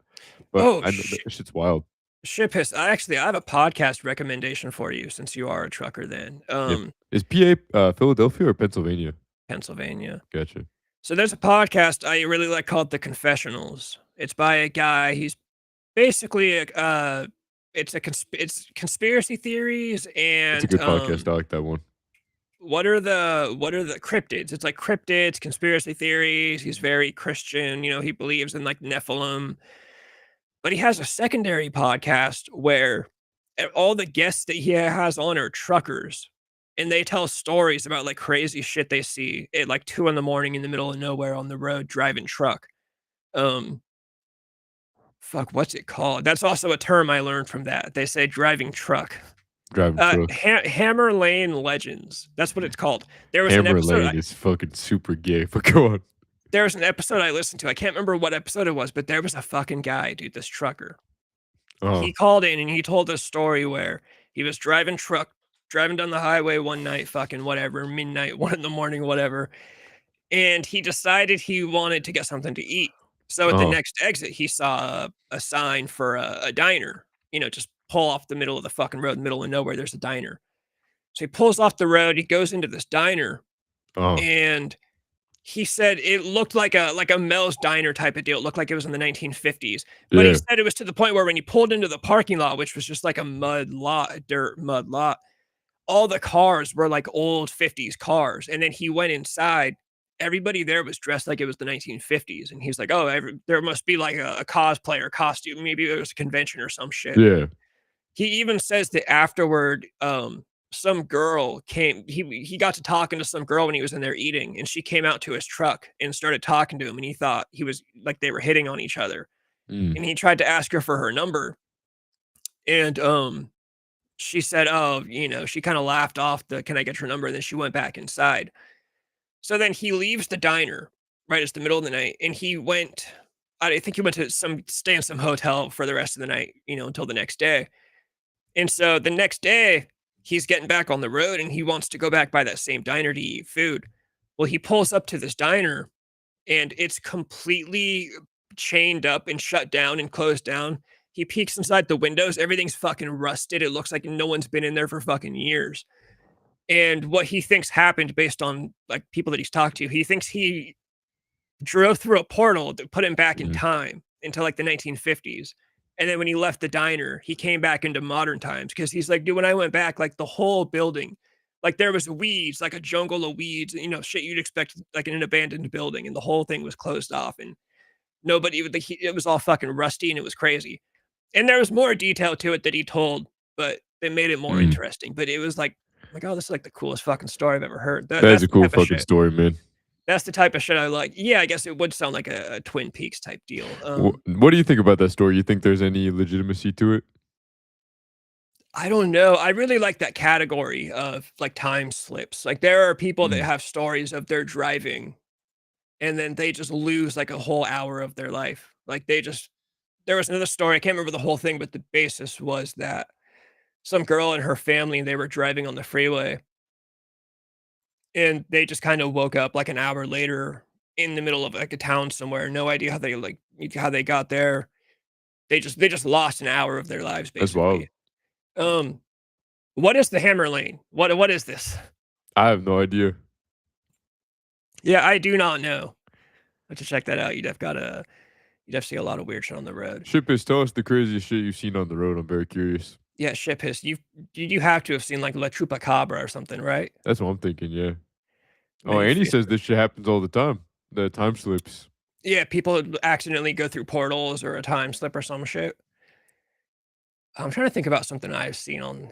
I always wish I had some cool story. The only thing I have was me and Calamity Jane used to, when we left her when we would leave the strip club at like 2 or 3 in the morning, we'd have to drive to Lodi, which was like 45 minutes or so from the town the strip club was in. There was it was actually a straight shot from the town, coincidentally, that she got a job into our dealer's house. But you would drive halfway down the back roads and then you'd hop on the freeway. There was a freeway on ramp in the back roads. And my car at the time was really fucked up. So I used to have to pull off on the side of the road to let it, sit for a little bit or whatever. And we'd end up smoking heroin anyways while we were sitting there. But one night, it's like 3 in the morning. We're just sitting in the middle of nowhere in the back roads, like 3 in the morning. And we heard what sounded like a girl screaming just coming out of the back, like just a field, just like an empty, you look out into the darkness and see nothing. I'm sure there's a plethora of animals that it could have been. Yeah. Don't foxes, like they say foxes, I think scream and sound like girls. Yeah, it sounds like humans, yeah. Yeah, it could have been like a fox. Dude, I remember also one time, Austin, speaking of the stoner tall tales that Austin would tell back in the day, you remember in the Pulte homes, that field, the big behind it where people would also go for jogs down that. Yeah. We used to walk down that gravel path all the time. Austin was telling us, he's like, yeah, one night I was out here all by myself smoking a blunt, just walking through this big empty field. He's like, dude, it must have been like a pack of fucking 20 foxes start coming after me, bro. I ran. He's told us he outran like 20 foxes through this field while smoking a blunt. He's holding on to that shit while he's running. We're like, dude, no, you did not. He's like, yeah, dude, one of the first times I ever met him, he told me the story about he was walking through Northwest Park with his iPod. And this is everything you need to know about my fucking buddy Austin, dude. I miss that guy. He just one day just randomly told me the story. Yeah, I'm walking through Northwest Park with my iPod. Dude, bro, 5 Mexicans. Dude, I'm telling you, 5 Mexicans jumped me to steal my iPod, bro. I punched this one. And it was always said, I punched this one guy, boom, right side of the head. Turn around, duck this guy's punch. Like, it sounds like a Dragon Ball Z fight, David. My buddy.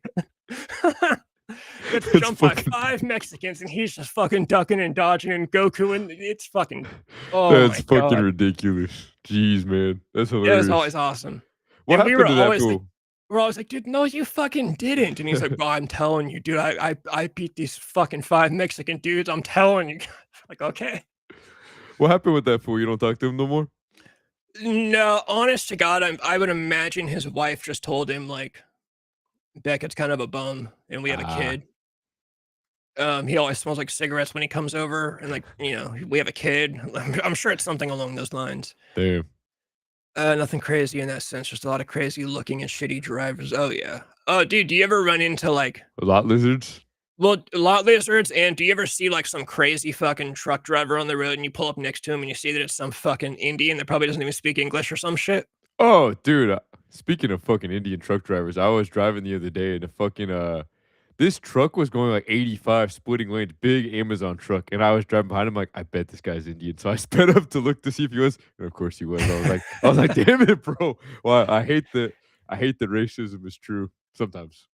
You ever see the video of the Indian guy that drives off the highway on accident and his turban falls off and he's got this long hair? Yep. And someone made some great fucking joke calling him Surge from System of a Down, but I can't remember what it was. They're like, oh, he went from a trucker to System of a Down real quick. I can't wish I could fucking remember. Dude, there's videos of Indian truck drivers fucking driving up with their feet on the dash and shit like that, and driving the big ass fucking 16-wheelers and shit. It's wild.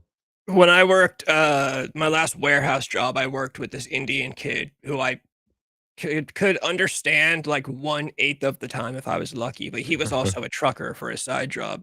Yeah. I was like, dude, what is it with you guys being truckers? Like, what? Dude, it's the same reason they love DoorDash and Uber. It's because they don't like working for people, because they don't take orders well. He was like, dude, they just give you your license and you just go. Yeah. And I was like, okay. And I'm like, but you can barely, and I immediately, I'm like, you could barely speak English. Like, can you fucking read? Like, but I mean, I liked him. He was cool. I wouldn't want to be driving when he's on the road. Yeah, Shipis is right. They can barely speak English, and that's why all those accidents happen, because, they're out there driving fucking crazy because they're missing exits because they can't fucking read the signs. Yeah. Like, dude, I grew up here and I can barely fucking read signs when I'm on the road. And just also when you go, there are different signs in different cities. Like that is, like I always say, I can't drive in cities. When we went to Portland and Seattle, I drive on the freeway, and as soon as we got off the exit, I'd fucking pull over and make her start driving. Like I'm not cut out for that shit. That's wild. The one time I drove in a city, I could drive in Sacramento, and I hate it. My neck is stiff as fuck. I like feel like I'm about to die. Yeah. So I can do it. I can manage. Although I'm sure I would probably get into an accident at some point. The one time I had to drive in San Francisco, the only time I've ever driven behind the wheel in San Francisco was Mm. it's actually one of my more irresponsible stories. I might have told it here before. Yeah. My old friend Angeles, when I met her, I can't remember our ages. I was a teenager though. I was like a freshman or sophomore or something. By the time this story happens, I was in Ghost Stories and I Mm. was 18 and she was probably 16. So I Mm. probably met her like when I was 16 and she was 14, something like that. Perfect. But No, I'm just kidding. and also we never hooked up anyway, so Yeah. this just matters because of the story. But I was always friends with her and I took her to my band's show. Yeah. And she lived in San Francisco, but she got to Dixon for the day to come with me to the show. Our show was in Stockton. Mm. Well, after our show, she had to go back home, Yeah. back to San Francisco from Stockton. But I wasn't really thinking about That's that. quite a drive. Yeah. I wasn't really thinking about that, but it's my show, so I'm gonna party. So I'm drinking, I'm fucking smoking, I'm taking pills. Yeah. And then after the show, I got all my stuff loaded back up into the car, and she's like, "Okay, I gotta go home to San Francisco." Mm.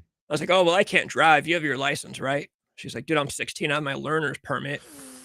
So Fuck, I make dude. her drive. So I'm sitting in the passenger seat. This is in the Ford Taurus, my first car, too.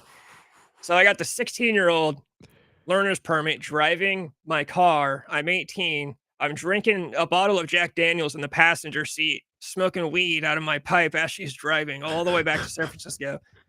And then by the time we get back to her house, it was like 3 or 4 in the morning. Yeah. And very surprisingly, there was like nobody on the road in San Francisco. Oh, at the good, time. dude. And it was pretty close to the freeway, coincidentally. But I remember it like when she got out of the car and went inside her house, I got out and got in the car and I was like, oh, fuck, I have to drive in San Francisco. And I'm like pissed drunk. Yeah. But luckily, there was not a lot of people out. I was definitely driving like down the middle of the fucking road and like on wrong sides of the roads and shit. But I made it back to the freeway and ended up getting home. Dude, you must have been fucking crazy back in the day. How did you survive? Yeah, I probably drove drunk more than I drove sober for like a good couple years back then. Like it was just complete. My rule was I can drink as much as I want, but if I'm going to drive, I have to smoke pot before I get behind the wheel, and that will help me concentrate on the drive if I'm too drunk. It's like the biggest cope I've ever heard in my life. That's That was my genuinely rule. retarded. Oh, I'm good to drive. Just let me smoke a bowl real quick. What Back when I was a definite stoner. That was Carlos's joke about me was whenever shit gets serious, Beckett just runs and smokes weed about it. Like when our drummer quit, Hmm. of course we were all fighting and he was about to quit, but we're all fighting in the garage. And I like went outside and started smoking pot. And when Carlos quit, that was one of his things. He's like, dude, whenever shit goes down, you fucking leave and smoke. Like you're never around for any of the serious shit. I was like, well, I gotta get ready to drive home, dude. I gotta smoke. That's fucking funny. But yeah, no, that was always my rule for driving drunk. As long as I smoke pot between the drinking and the driving, it makes it okay. That is fucking retarded, dude. Dude, thank God you never got a DUI. Jeez. Oh, I used to pass cop cars too and like flip off cop. Like they probably never saw me, but I was always like took pride in the fact that I'm like, dude, I'm passing a cop on the freeway right now, and I can't even see straight. But I'm a great drunk driver, and like I know this. Like people have told me this. Dude, clearly the fact that you made it out in no accident, no DUI, that's pretty good, dude. Yeah. Like people would get in the car with me and be like, well, I don't know about this. And then we'd get there and I'd be like, huh? And they'd go, okay, yeah. Like I would have never even known you were drunk if you didn't tell me. Dude, you're goated, I won't lie. Like as retarded as you are, and as retarded, even more retarded as you sounded, like the fact that you had that much confidence, bro. If I have like 4 drinks, I don't even want to get behind the wheel because I'm like, dude, I'm gonna get pulled over and my life's over. The fact that you like defeated any potential anxiety like that, dude, you must have been retard maxing like crazy back then. Good for you, man. I'm jealous.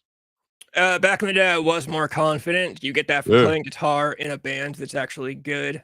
Dude, that makes sense. I mean, your testosterone was probably fucking through the roof because you just put on like a sick fucking show in front of all these chicks. You know, you're probably feeling like the man. You're like, I'm not gonna get caught. I'm the man. Yeah, back then that's how it was. That's how it Dude, was that's tight. with anything when I was driving. Nowadays, I mean, I don't smoke weed anymore at all, but Yeah.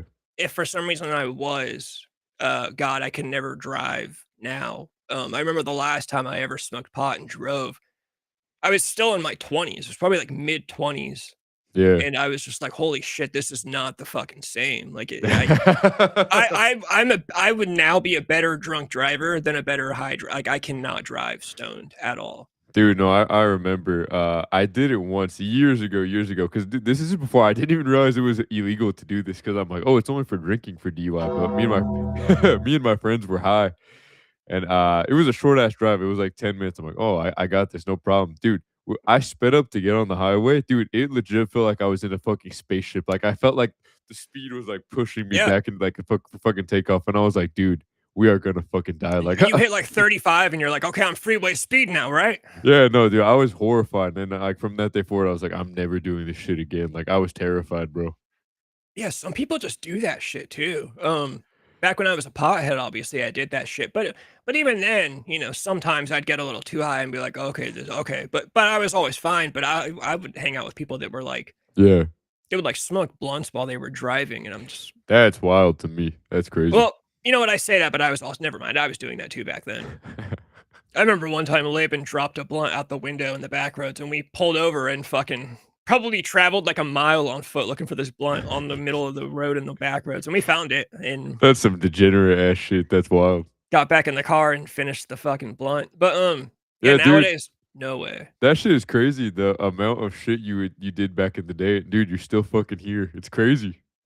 Yeah, the amount of shit I did while driving. Yeah, that's what I'm saying, like, that story of how, like, in between, those 2 cities that you just completely blacked out for driving, that you told me the story before, Oh yeah, and I'm just like, "How the fuck is this guy alive, bro?" I've That shit definitely is taken crazy. Xanax and blacked out entirely and just like driven places and gotten there perfectly fine. It's wild, dude. It makes me wonder, like, who the fuck is driving in those moments? Like, your fucking reptile brain. Oh yeah, I remember one of the first times I ever smoked pot in the car with Steven, Laban, and Carlos. Mm. We were on the freeway. Steven was driving, but we were on the freeway, and I was in the passenger seat, and I was like ducking down when I hit the hits. Yeah. And he was like, "Dude, it's California. Every car that passes us is probably also smoking weed." And then I started thinking, and I'm like, "Oh." But ever since then, I'm like, "How many people do I pass by on the road that are just fucked up all the time?" And Oh, like, dude, you it's don't even think fucking about it. terrifying. I have a band question for you. What's, like, your favorite trio out of all the bands you've been in? Like, you're kicking it and you're with 2 of your buddies from the bands, like, what's the goated trio in your eyes? Like, you and who Either else? like if I'm hanging out with 2 band members, 2 band members, yeah, like, your all your favorite memories, like, who like, you and who the 2 others, like, what's the GOAT trio in your eyes? I don't know. Yeah, there's probably a couple options. It's either like me, Laban, and Austin, Mm, maybe me, Laban, and Steven. mm. Uh, yeah, it's probably those 2. Maybe like I don't know. I would say like me, Steven, and Carlos, but no, I've never choose Carlos over Laban. So yeah, it's either me, Laban, and Austin, or me, Laban, and Steven. Nice. Or me, Miles, and Marshall, because we were also in a Oh, band yeah. together. Oh, That was true. also a trio. And for a while, there was a band that was just me, Miles, and Marshall, and that was a lot of fun. That's cool, yeah. Was that later on or early on? I don't remember. That was toward the end of so like when I was a junior, June Breaks Bright was on our way to breaking up because they were all seniors. So like Christelle moved to college. Okay, I remember that. I remember you, Miles, and Marshall ran it back one time later on. Yeah, so when I was still in June Breaks Bright, though, me and Miles and Marshall started a second band together. Nice. And then June Breaks Bright broke up, and then that became my primary band. Mm. And then we got 2 new members, and they started doing some music that I didn't really like, so I quit. I remember that, yeah. And then that was for a very short time I was by myself, but then I got into Steven's band, and that became the Ghost Stories and Champagne Girl Saga. Oh, yeah. But yeah, no, it was definitely one of those 3. Me, Laban, Austin, me, Laban, Steven, or me, Miles, Marshall. That's cool. Just because Miles and Marshall, I used to hang out with them like every weekend before bands and stuff anyways, so. Yeah, true. But yeah, and it was, you know, it's depending on what we were doing too. Like, Yeah. obviously I didn't drink with Miles and Marshall, you know, Mm. we weren't partying. We were always just like going to Blockbuster and that was like shit like that. That's fucking cool. Whereas if it was like me, Laban, and Austin, we were definitely Yeah, putting paper towels on mashed sweet potato vomit. yeah, on piles of vomit, or like setting the carpet on fire at Austin's mom's house, or and then me, Laban, and Steven, at that point we're like, I was 19. No, I was 18 and 19 in that band. So Mhm. Laban was like 19 or 20, and then Steven was probably like 21 or 22. Mm. And by that point by that point I'm like fully experienced. Like June breaks bright, I'm in high school, so I'm like naive and young. Yeah. And then like junior year I talked about this with Cole, or fucking A, Dixon Cider. Yeah, you're good. Junior year I go full ego. That's when it becomes about partying. And then by the time I'm in like Ghost Stories and Champagne Girls, it's like I'm in a band to party and pull girls. Yeah. You're like fully experienced. I've got a car, I'm at a high school, like it's go time. It's go I was just gonna say it's fucking go time, bro. Yeah. For sure. Yeah, no, that was always fun. That is like the biggest source of confidence though when your band is good. So those 2 years are like the most confident years of my life. Like I literally have never there's no other when I picked up that girl Cassidy at the show, like never before would I just like walk up to a girl at a show. Yeah. Like completely like, hey, I saw you with your boyfriend from the first band earlier, but I'm still going to approach you and like, poach you from this guy or whatever. But Would you say that feeling compares to heroin at all? Like the feeling of being the man in the band and like how like having that confidence? Is that a bigger rush or like a comparable rush to drugs or not even close? I mean, I guess they're just like two different things. Yeah. But I will say after that band broke up, that is when I got on drugs. I mean, it makes sense. You're looking for like that high feeling, like because I'm sure that you look at that as like a peak in your life, like that feeling of being in a successful band that gets hella chicks, and you're looking for something that'll give you that, like some kind of sharp feeling at least. Yeah, being in a band is also even if your band sucks, obviously that's not as cool as if your band is good, but even if your band sucks, it's like I think it's like one of those mentally fulfilling relationships. It's like a both ways. So I always compare it to like Mm. literally like having a relationship. Like if you have a girlfriend, Yeah. you have a girlfriend and you are that girl's boyfriend. So like Yeah. you belong to something and something belongs to you. If you're in a band, like you are in that band and that is your band. Like that's my drummer, I am his guitar player. Yeah. That's my singer, I am his. So it fulfills like the same kind of there's just no sex. That's really the only difference. Totally. Well, and yeah, I think a lot of people overlook that. It's also like the team, like brotherhood aspect of it too. Like you really depend on each other and try and like provide for the band for your mutual success. I think that's really overlooked.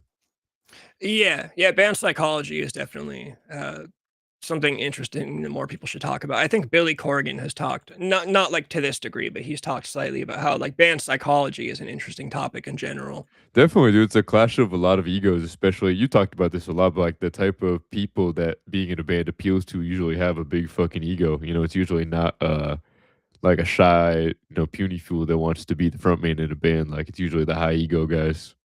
Yeah, and it's never like 4.0 students usually that want to be in bands, or Exactly, yeah. it's never like the brightest people. It's never like the most responsible people. It's always like full blown retards and egotistical people. Well, I think it's also people that are willing to take like a risk in some shape or form. Because there's like very little, if any, guarantee of being in a band. Like your band could fucking suck and you get nothing out of it, but you're taking a risk by putting hell time into it. Yeah, especially nowadays. Yeah, right. I mean, is there any chance of success nowadays? Only if you're not a fucking plant. I don't think so. Yeah, no, nowadays you're honestly kind of retarded if you start a rock band. It sucks to admit, but if you like are like, oh, let's get into the garage with some instruments nowadays, like you're honestly you're fucking stupid. Yeah, Like, that's like sitcom shit. That shit does not happen, dude. It's crazy how right our cousin was about that shit. Start making music on the computer. It's the future. Nah, fuck yeah, that. he told me that shit when I was a junior, a senior in high school. He's like, you need to start learning how to write music on the computer because guitar music is dying. Yeah, dude. That shit's crazy how shit's played out. He knew. Yeah, I was like, no, that's not. You don't even know what you're talking about. And then sure enough, Yeah. like probably before I was even I think the last time when I was in Ghost Stories and Champagne Girls, that was probably like the last chance you had to make it in a guitar band. Mm. Like now all the bands that, all the guitar bands that were gonna make it have made it, but of course a couple pop through here and there, but it's like, dude, they think Youngblood is like the rock star. Like that's kind of Do you the world. think that band ever had a chance? Ghost Story, Champagne Girls. Do you think that band ever had a chance of getting bigger than it did, but you guys blew it? Oh yeah. What do you think was like the instance? Like, do you remember a specific moment where it's like, like that was the point where we fucked up? I mean, I know the exact point we fucked up. Oh shit! What? I'm curious. Well, I mean, it was that last recording session. That's always. Damn. The last recording session that we all just kind of started fighting about, and I knew I was always right about that. Hold on, I'm trying to find. There was at one point, I wish I could find like a list of the bands on this fucking label. I mean, like I was always emailing like record labels and shit. There was at one point I was talking to this label, Negative Progression Records. Which is like it's an indie label for sure. It's a small label, but a label's a label, bro. But I mean, there are bands like this label has put bands in a van and sent them on tours across the country, and that's crazy. Like made them money. Like, yeah, no, if we would have stayed together, there's definitely a big chance that we could have. Like at the very least, I could have been living in a fucking apartment, and like maybe if I wasn't on tour, I'd have to come back and get a part-time job, maybe. But I for sure would have been able to go on tour across the country and like get paid money for shows and shit. Damn, dude, it sucks that the fucking recording session was like the doom moment. Then that sucks hella bad. Yeah, that was always like the death of the band. It was time to record an album, like a full-length album, and we had to pick a studio. And I swear to God, I've told this one before. We had to pick a studio. I found a studio. I think it was in Berkeley. We should have gone to, and everyone knows that I was right. It's where Joyce Manor recorded. It's where like all the bands we liked were recording at the time. It was super cheap. Yeah, we recorded on tape. It was like an actual analog recording, which is what our sound needed. But our drummer at the time, speaking of other ways we could have made it, our drummer at the time worked for a record label that I won't name, but they're based in Sacramento, and plenty of bands make like a full-time living. There are like some really big bands. I don't want to say the label, but like if I started naming off bands, everybody would know like what I'm talking about. Yeah. He was like, I think he still is. He's the art director for that record label. He does all there. Like he does flyers and t-shirts and art designs and shit. Yeah. So he wanted to go to a studio that he knew about. And I know what everyone else was thinking. Well, when I say everyone else, I mean Steven. Laban didn't make any decisions in that band. He was the laid back guy that was just along for the ride. So I don't want to throw Steven under the bus, but Steven was the one that said, no, we need to go to his studio choice, because if he likes the album, he's going to take it to his boss at the record label. Yeah. That's what he was thinking. But I was like, no, I literally know this. Like the studio was way too clean and way too polished. And I was like, dude, if we take this to our fan base, I'll say friends, but yeah, they're going to fucking hate this. Like they're going to laugh at this. They're going to think this sounds fucking retarded. And yeah, everyone knew I was right, but yeah, everyone was just thinking like, well, we need to do what the drummer wants, because if he likes it, he will take the label to his boss and he'll, get us signed or whatever. Damn. And then yeah, we went to the studio and it was a fucking miserable. We didn't even finish the album. It was fucking miserable. We fought with the producer the whole time. The guy was a total fucking retard. It's fucking absolute retard with a ponytail. Fucking hated this guy. Yeah, we literally just argued with him for like a week straight. And then recorded like half of every song, and then we didn't even finish the sessions. We didn't finish paying him. We all like went home and didn't talk, and then we had one last show booked, and that was that last show that the legendary last show. Yeah. Yeah, no, it was literally just that recording session, and it just kind of came out of nowhere. Like if we didn't go to that one studio, we probably wouldn't have broke up. At least at that point. I was just gonna say, it sucks that was like that was what did it, because if you guys if they would have listened to you, it literally would have fucking never happened. Who knows what would have happened? Does that piss you off in hindsight, or you don't care anymore? I mean, it did for a long time. At this point, it's not like there's anything I could do about it. There's also, I also look back and think I could have at least also just sucked it up and like tried to make the best of it, because I was not easy at that time. I was working overnights at UPS. Yeah. So for that recording session, I was going to work and then getting off at like 3 or 4 in the morning and then driving straight to Stevens, where we would pack up all our shit and then drive to Oakland to record. Yeah. And I didn't pay any money. I said, if we're doing this, I'm not paying for this shit. And Steven said, that's fine, then you're not recording on the album. And I said, I don't want to fucking record on this album. It's gonna sound like shit. Yeah. So I used to drive to Stevens just to go with them, and I'd go to the studio and I'd fall asleep on the couch. And I remember like 3 days in a row, I woke up to Steven waking me up saying, "I can't record this guitar part. I need you to fucking record this guitar part." Mm. And that's not me like blowing my own whistle. That's just like how it went. Yeah, Penny Moche knows. Is this true? Oh, what is Shattered Records? Oh, okay, so it's not. Well, I just don't know what it is. Mm. The studio that I wanted us to go to is called Atomic Garden. I think it's in Berkeley. It's this nerd guy that makes vegan ice cream. And Joyce Manor recorded there. And like I said, he records on actual tape. So Jack Shirley, that's who it was. And back then it was super affordable. It would have been like a couple $100. Oh, dude, that would have been way better. Or a few hundred. It wouldn't make it sound too cheap, but well, especially if it fits the sound more. I mean, that's what's it would have fit the song completely. Like everything he does sounds like it was recorded in the fucking garage, as our shit needed to sound like. Yeah. But yeah, no, that was the whole thing. And then, like I said, the studio experience was just miserable, and I did end up recording anyways. But yeah, but I was completely difficult on that whole. Like, so sometimes I do look back when I do think about it, and I'm like, oh, I also could have just sucked it up and tried to be like a team player and been like, okay, well, this is the choice you guys want to go with, then. Yeah. You know, I'll just go along with it. And even if, and now when I look back on the song, like I still have those songs in my Dropbox, the half finished. All of them are unmixed and unmastered, but some of them we got all the way up to 1 track of vocals. So some of them like would be sound full, like done songs to most people. Yeah. But like Steven didn't get to record any harmonies on the vocals. There was no double tracking. Some of them like don't have leads. Some of them don't have like even lead guitars on them or whatever. But when I listen back to them, they don't sound terrible. They don't sound the way I would prefer, but they don't sound awful. You know, it wasn't all that bad, but just at the time. Dude, it sounds like the drummer was the problem in this band. I won't lie. That drummer at the time, I like him. Like we were good friends. He just I don't know. He definitely for the first thing he did was vouch for me to get the band name changed. So I was happy with that because I was the one that wanted to change it because I thought Ghost Stories just sounded too generic. I was like, dude, you know, there's 100 bands called Ghost Stories. Yeah.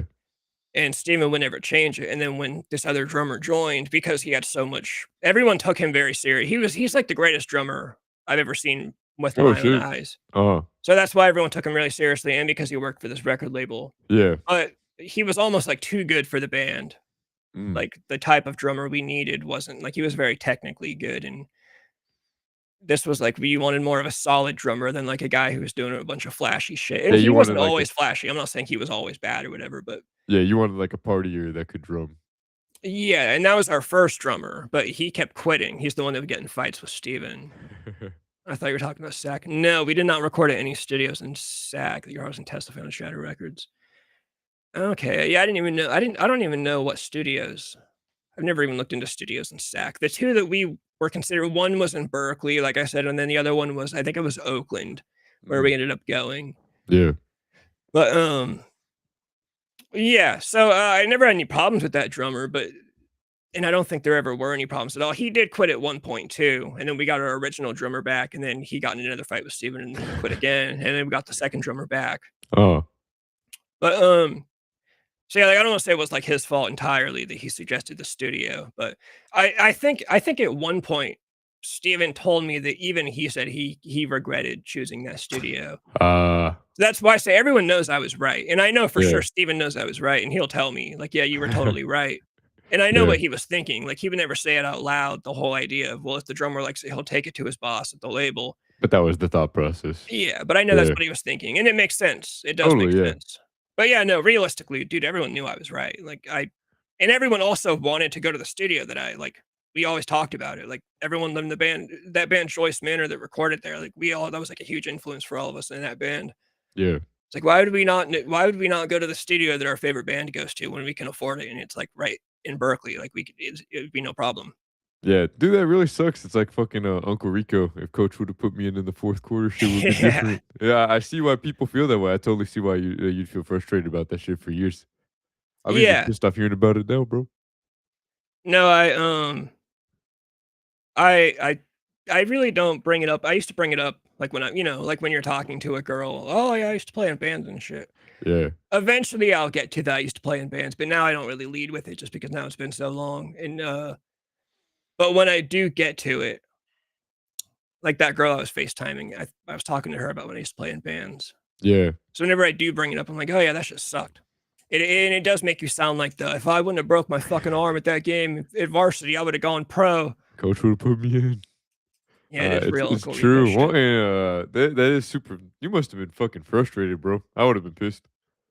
Yeah, at the time when it was happening, I wasn't, because I wanted to quit. I wanted us to break up. Yeah. So I was just mad at everybody. And then yeah, I think it was like we didn't talk at all after the studio, and then we played the last show. And then I swear to God, like a month or two after the last show of no talking again, Steven texted the group chat and just said, "So we're broken up, right?" And I immediately texted back and said, "Yep." And that was like the last time any of us talked for a long time.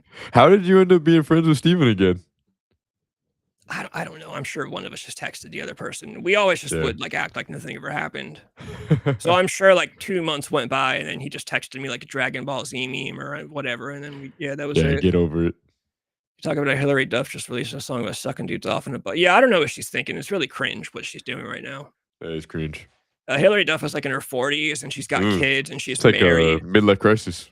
Yeah, and she's married, so her husband has to hear her singing songs about blowing ex-boyfriends in dive bars. Shameless, bro. Yeah, she's definitely trying to recapture some youth. But it sucks to say because it's Hillary Duff. Like, she's awesome. Nah, you're good, Fizz. Don't apologize. Playing World of Warcraft with my brother and my homie. No, I'd rather be playing World of Warcraft. Actually, I always wanted to play World of Warcraft. I like that game is still around. I forgot about that one. All right, everyone in chat, keep up what you're doing, but I got to run through these episodes. These episodes are ass. I'm curious to hear your thoughts because I think the writers were trolling. Oh, it absolutely is a troll. We finally get serious shit, and they're like, "Nah, psych, throw Goku in a Japanese space board game." Episode 30 could have literally just been Baby throws the revenge death ball. Yeah. Kibito Kai rushes in, picks him up, and takes him to Elder Kai where they start training. Yeah. That's all it had. What the fuck is this? I will say the only thing they accomplished by knocking Kibito Kai and Goku out is that it does help with the power scaling, because we see that Baby's attack is so strong that it's literally rippling through the different dimensions. That's like the one positive thing that they do accomplish by doing this. I will say that. Annie, I did think about that reel as soon as I feel like you sent me that one. Oh God. But couldn't we have gotten that same explanation by the fact that Kibito Kai came and picked up Goku either way? No, because it's very in Dragon Ball, and I hate to fucking nerd out about this shit, but for the power scaling of the show, it's very important for what goes on. And by them being in between dimensions and them still being hit by the attack, it puts Baby at a scale of power that we've never seen in the show before. So it is important to like scale him above everyone else with an attack like that. Would you take a beager from Hillary in a dive bar? Dude, I would take a blowjob from Hillary Duff, like in front of my grandmother if I had to. That's crazy. If that's where it had to happen, no, I'm not turning down anything from Hillary would anyone Duff. turn that down? That's crazy. If No anything, way. that's where you'd want it. No? It's Hillary Duff. Yeah. Dude, if she said like, I anywhere, like literally just name anywhere. Yeah, Dude, you're at Hillary a dive Duff. bar and Hillary Duff's like, "Oh, come to the bathroom with me real quick." Who says no to that? What the fuck? Dude, I don't care. Yeah, I don't even care if she's like, "Come to the bathroom with me in the dive bar so I can talk to you." Yeah. If that's all that happens, yeah, I'm gonna go to the bathroom with Hillary Duff in the fucking dive bar. Oh yeah, but all right, to continue on. I agree. These episodes is definitely some troll shit. So episode 30, right away, it's the first thing. Majin Buu spits out Hercule and Pan. They fly to some isolated mountain area. So Buu, Hercule, and Pan are the only ones left on Earth. Pan's crying about Goku dying. Yeah. We see Baby sitting on a throne as he's surrounded by Gohan, Goten, Bola, Trunks, and Dende, who offers him up the Black Star Dragon Balls, where Baby summons Shenron. Goated scene. I do have to say, I'm assuming this Shenron is stronger. Yes, the Black Star Dragon Balls are more powerful than the standard ones. It's because over the weekend, I watched the clip of in Dragon Ball, which I don't watch much of very often, King Piccolo killing Shenron. Yeah. Which I forgot ever happened and forgot was even possible. Because Dragon Ball Z never even floats the idea that Shenron is killable. Yeah. And then in Dragon Ball, when King Piccolo kills Shenron, it's like, oh, fucking shit, this guy just killed the dragon. Yeah, facts. No way you do it in front of your granny. I mean, I would hope she'd understand. Like, I would be like, bro, this is Hilary Dufford. This is literally the Lizzie McGuire. This is the, like, she sings So Yes. Dude, I have the So Yesterday chorus on my phone as a ringtone. I don't think she'd understand. I don't think so either, but I'd try to explain. I gotta explain. Like, dude, you remember Lizzie McGuire? No, she doesn't fucking remember. No, actually, she does watch a lot of daytime talk shows. Maybe Hilary Duff's been on like Kelly Clarkson lately. Yeah, she'd be like, oh, I know that lady. Yeah, so maybe it's possible. So yeah, Baby summons Shenron and he says, I hope to be as strong as you one day. So that's what made me think he's stronger than the original Shenron for sure. Most definitely, yeah. It's heavily implied that it's powerful. I mean, think about it. He's so powerful that if you use those Dragon Balls, your fucking planet explodes. Yeah. So there's definitely a risk reward. So yeah, so Baby summons Black Star Dragon Ball Shenron and he wishes for the planet Tuffle to be restored. Somewhere else, Goku wakes up. We're just kind of like in a vast blackness, and he meets this guy named Siguro. Siguro tells them that they're in Sigoroku space. He tells them that Goku's gonna have to play a game, and that if he loses, he dies. And this is, if he wins, he goes back to Earth. And then we're kind of transferred to basically a giant life-size board game with some big dice. It's a basic roll the dice, move forward that many spaces type of game, and there's different things on each space that they can land on. Yeah. And then we meet up with Elder Kai and Kibito Kai for the first time, where Kibito Kai reveals that he grabbed Goku just before Baby's Revenge Death Ball hit, but he dropped Goku into Siguro space while traveling back to the Kai's dimension. So he dropped him in the wrong dimension, basically. Yeah. And then Elder Kai explains that, well, Goku's fucked because our powers don't work in Sigoroku space. So we see more of this game that Goku's playing. He's just getting whooped on by Siguro. Back on Earth, Baby is using Capsule Corporation's ship to get all of humanity to planet Tuffle. It's this big ship that Bulma's been working on. During Goku's game, I wrote this down. During Goku's game, he's asked a couple riddles, and one of them is, what has a bottom at its top? And he answers Krillin. And I'm like, how would this guy know Krillin, Goku? And then he says, like, who always rides in a taxi but never pays? And he goes, oh, Vegeta. Because Vegeta's broke, man. Yeah, it's like, what is Vegeta out ripping out taxi drivers or something? I couldn't believe Goku missed that, though. The answer was so obviously a taxi driver, though. Yeah, true.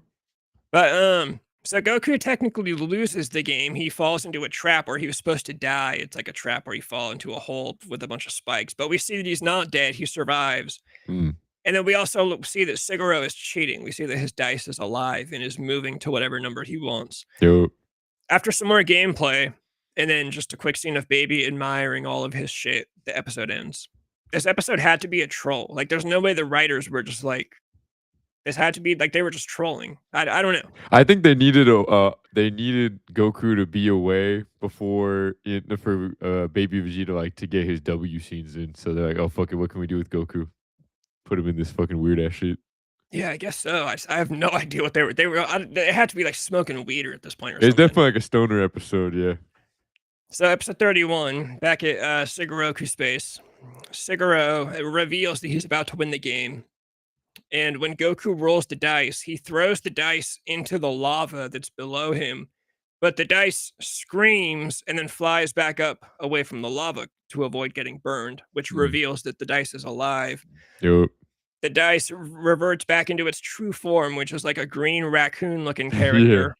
And then Sigoro turns into the bigger version of the green raccoon character. We learn that they're father and son. True. The whole world turns out to be alive, and everything is just talking, and there's all these voices yelling at Sigoro for cheating. So the whole world starts collapsing and destroying itself because they're all mad that Siguro is cheating. So Goku saves Siguro and his son.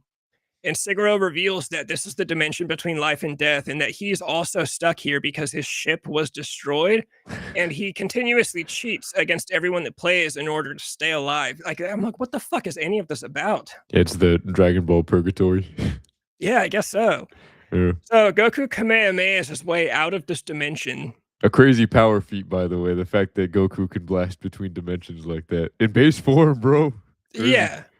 Kamehameha is out of this dimension into like again eternal nothingness between dimensions. But at this point, Kibito Kai can use his powers and jump in there and They can grab sense him. him again, yeah. So Kibito Kai saves Goku and the 2 green raccoons. Back on Earth, this part's actually fucking awesome. Back on Earth, Hercule, Boo, and Pan are watching all of the humans boarding the Capsule Corp plane. And then back to Kibito Kai's place. Kibito Kai's showing Goku everything that's happening on Earth through his crystal ball. Elder Kai tells Goku that he's not strong enough to beat Baby right now, so he needs to stay and train. Majin Buu disguises himself to make himself look more human, and he calls himself Bo. Yeah. Pan wants to get on the ship with everybody to go to Planet Tuffle to do something about what's going on. So Boo like turns his face. It looks like the handsome Squidward when he gets through at the door. I thought the same thing, yeah. And he starts talking completely normal, like human. So Boo eats Pan and Hercule again. He looks like a pink human and stands in line to get to board the Capsule Corp ship to go to Tuffle with all the humans. And he runs into Krillin with 18 and his daughter, and he cuts them in line, and then Krillin gets stuck behind because Boo cut him in line and took the last spot to get on the ship. So Elder Kai has Goku grinding coffee beans for training, and everyone's kind of like, what the fuck is this? But Goku starts complaining about his itching tailbone, which Elder Kai seems to be excited about. So, Elder Kai has a plan about the tail. Yeah. On Planet Tuffle, Pan decides that she's going to start feeding people laxatives so they shit out babies' eggs. So she starts flying around throwing laxatives in people's mouths, and it actually starts working. So actually, that's actually like real world science. Like people will take laxatives to diarrhea out their parasites. This is real shit. But Videl sees this and attacks Pan, which prompts Gohan to show up. Yeah. So they reveal that they're aware of their past lives. Pan says, "Don't you guys recognize me?" And they say, "Yeah, of course we do. You're a daughter," but they just don't give a fuck about her. Yeah. So Baby tells them to kill her, and they're totally down for it. Goku sees all this on the crystal ball, and he, of course, wants to get back to Earth immediately, but Elder Kai says, no, you're going to die if you go back to Earth. So Gohan picks up Pan for the choke slam, and he's about to blast her, and Oob shows up out of nowhere and kicks Gohan, and then the episode ends. So in the next episode, Oob is going to step to Super Baby. Don't Oob and Boo end up fusing? I was gonna say we're gonna see a memorable Dragon Ball GT sacrifice with Boo getting absorbed into Oob. Yeah, I know there's a touching scene between Majin Buu and Hercule before they fuse. Yeah, it's actually one of the underrated scenes in Dragon Ball, in my opinion. It's an underrated friendship.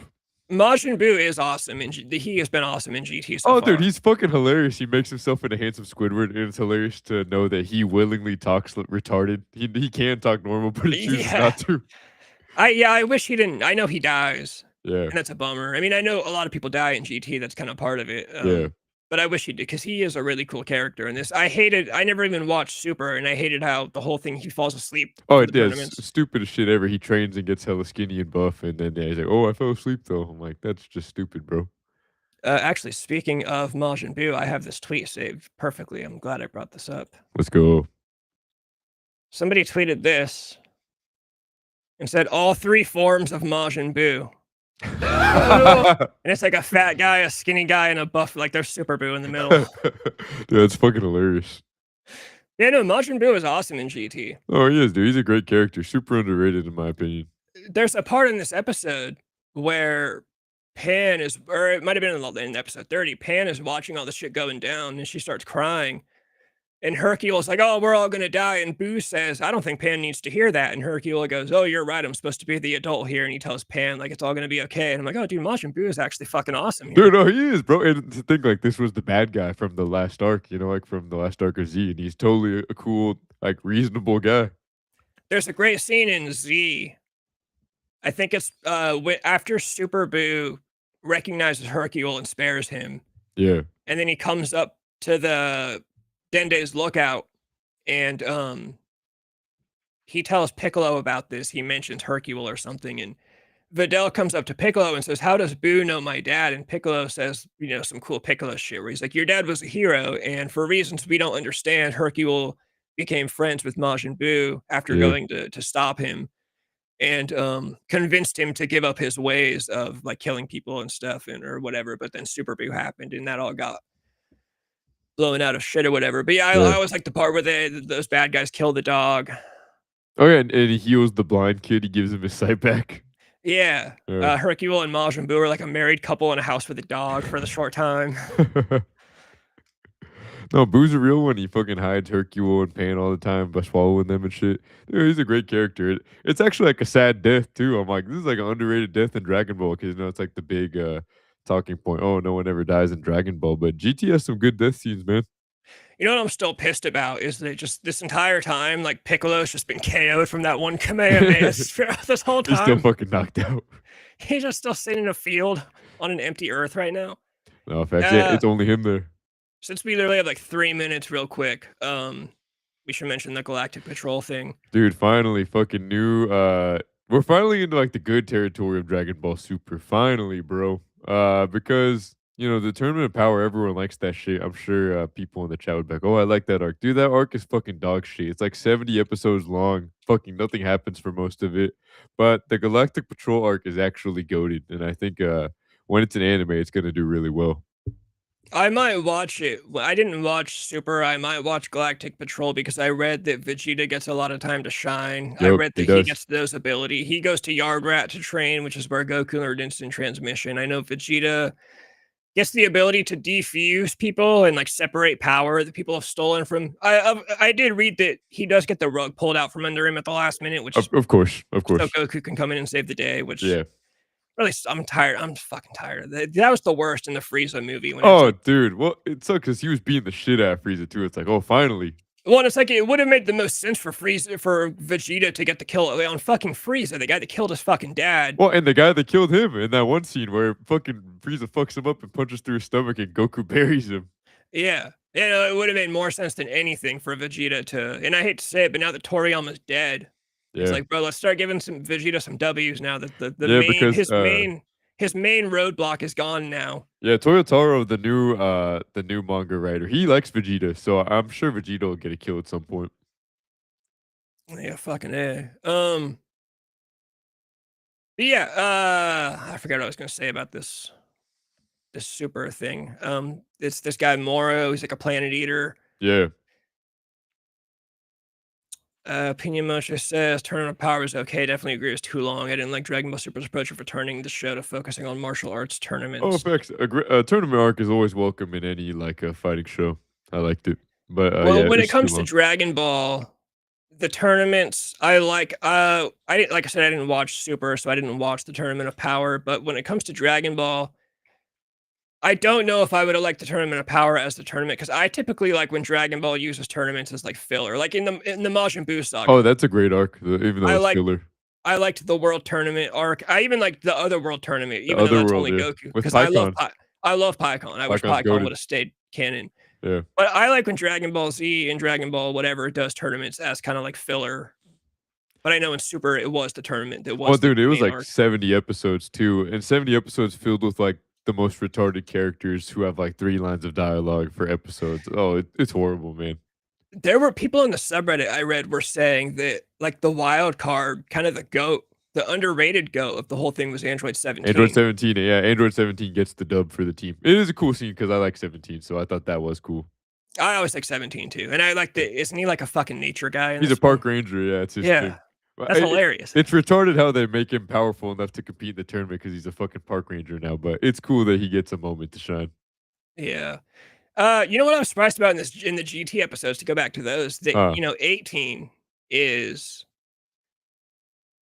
she's possessed by a baby or whatever. Yeah, because they have human bodies, and remember Krillin wished for her all the bombs and shit of her to be removed. Their bodies are still human at the end of the day. But she's still part of it. I know it makes sense, and I'm kind of just complaining, but I was gonna say I know Majin Buu isn't affected by it, but 18 is still technically like, remember the dragon said I can't make her a human. Yeah, I think it's because her systems are still partially human. Because remember, her and 17 were kidnapped, and they were regular people. So I assume a lot of them are still like. And I know it makes sense. Like if she can have a fucking baby, then yeah, exactly. Yeah, if she can have a human baby, then she must be human enough to be affected. But yeah, I think the lore on that is left ambiguous on purpose because it's not really worthy of fleshing out. 18 is definitely Rachel from Blade Runner, who goes on to have a baby in Blade Runner 2049. The replicant they find out can have a baby. That's fucking funny. But yeah, no. Yeah, episode 30, I'm like, dude, they must have been sitting in the writer's room, like, smoking weed, and then, Dude, everything around Dragon Ball feels that way. The fact that Dragon Ball Super went away for 10 years and it's finally back and everyone's like, "Oh, finally." I'm like, "Dog, that's crazy." Any other franchise would be dead, but Dragon Ball's so powerful that it literally can't die.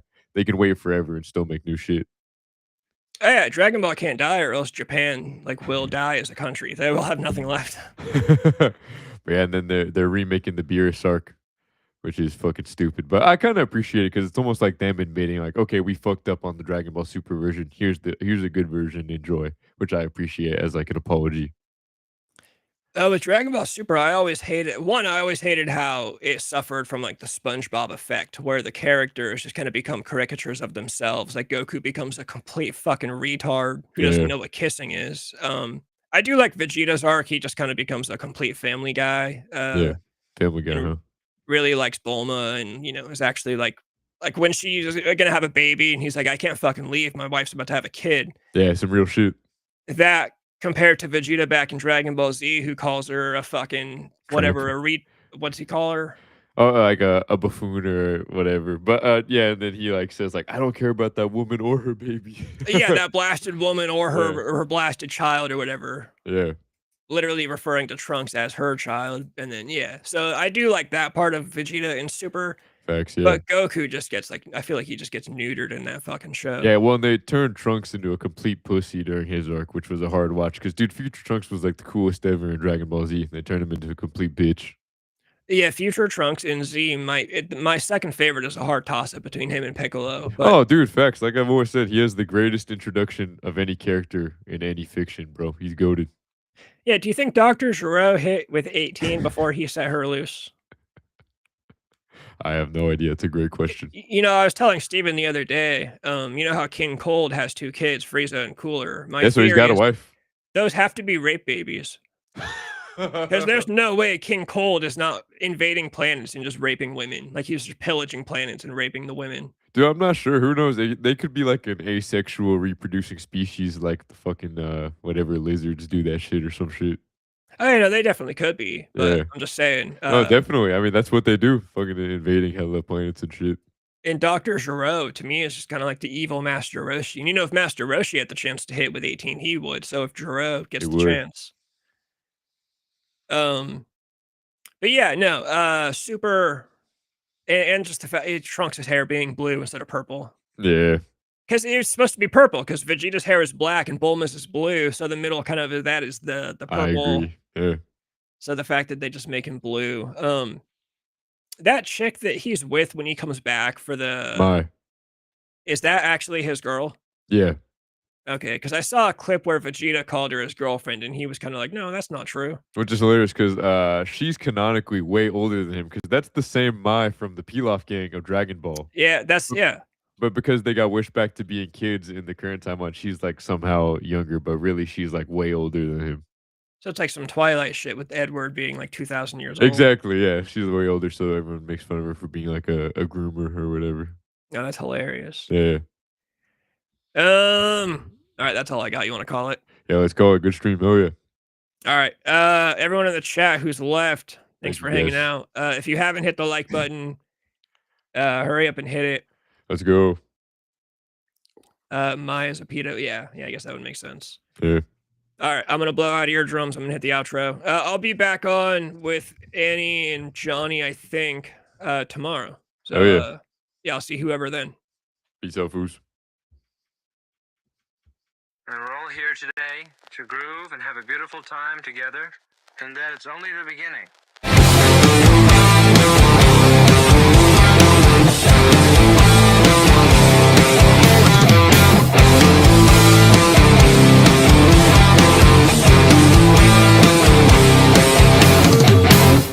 Sometimes I think I'm drunk and then I realize I am drunk. Sometimes I think I'm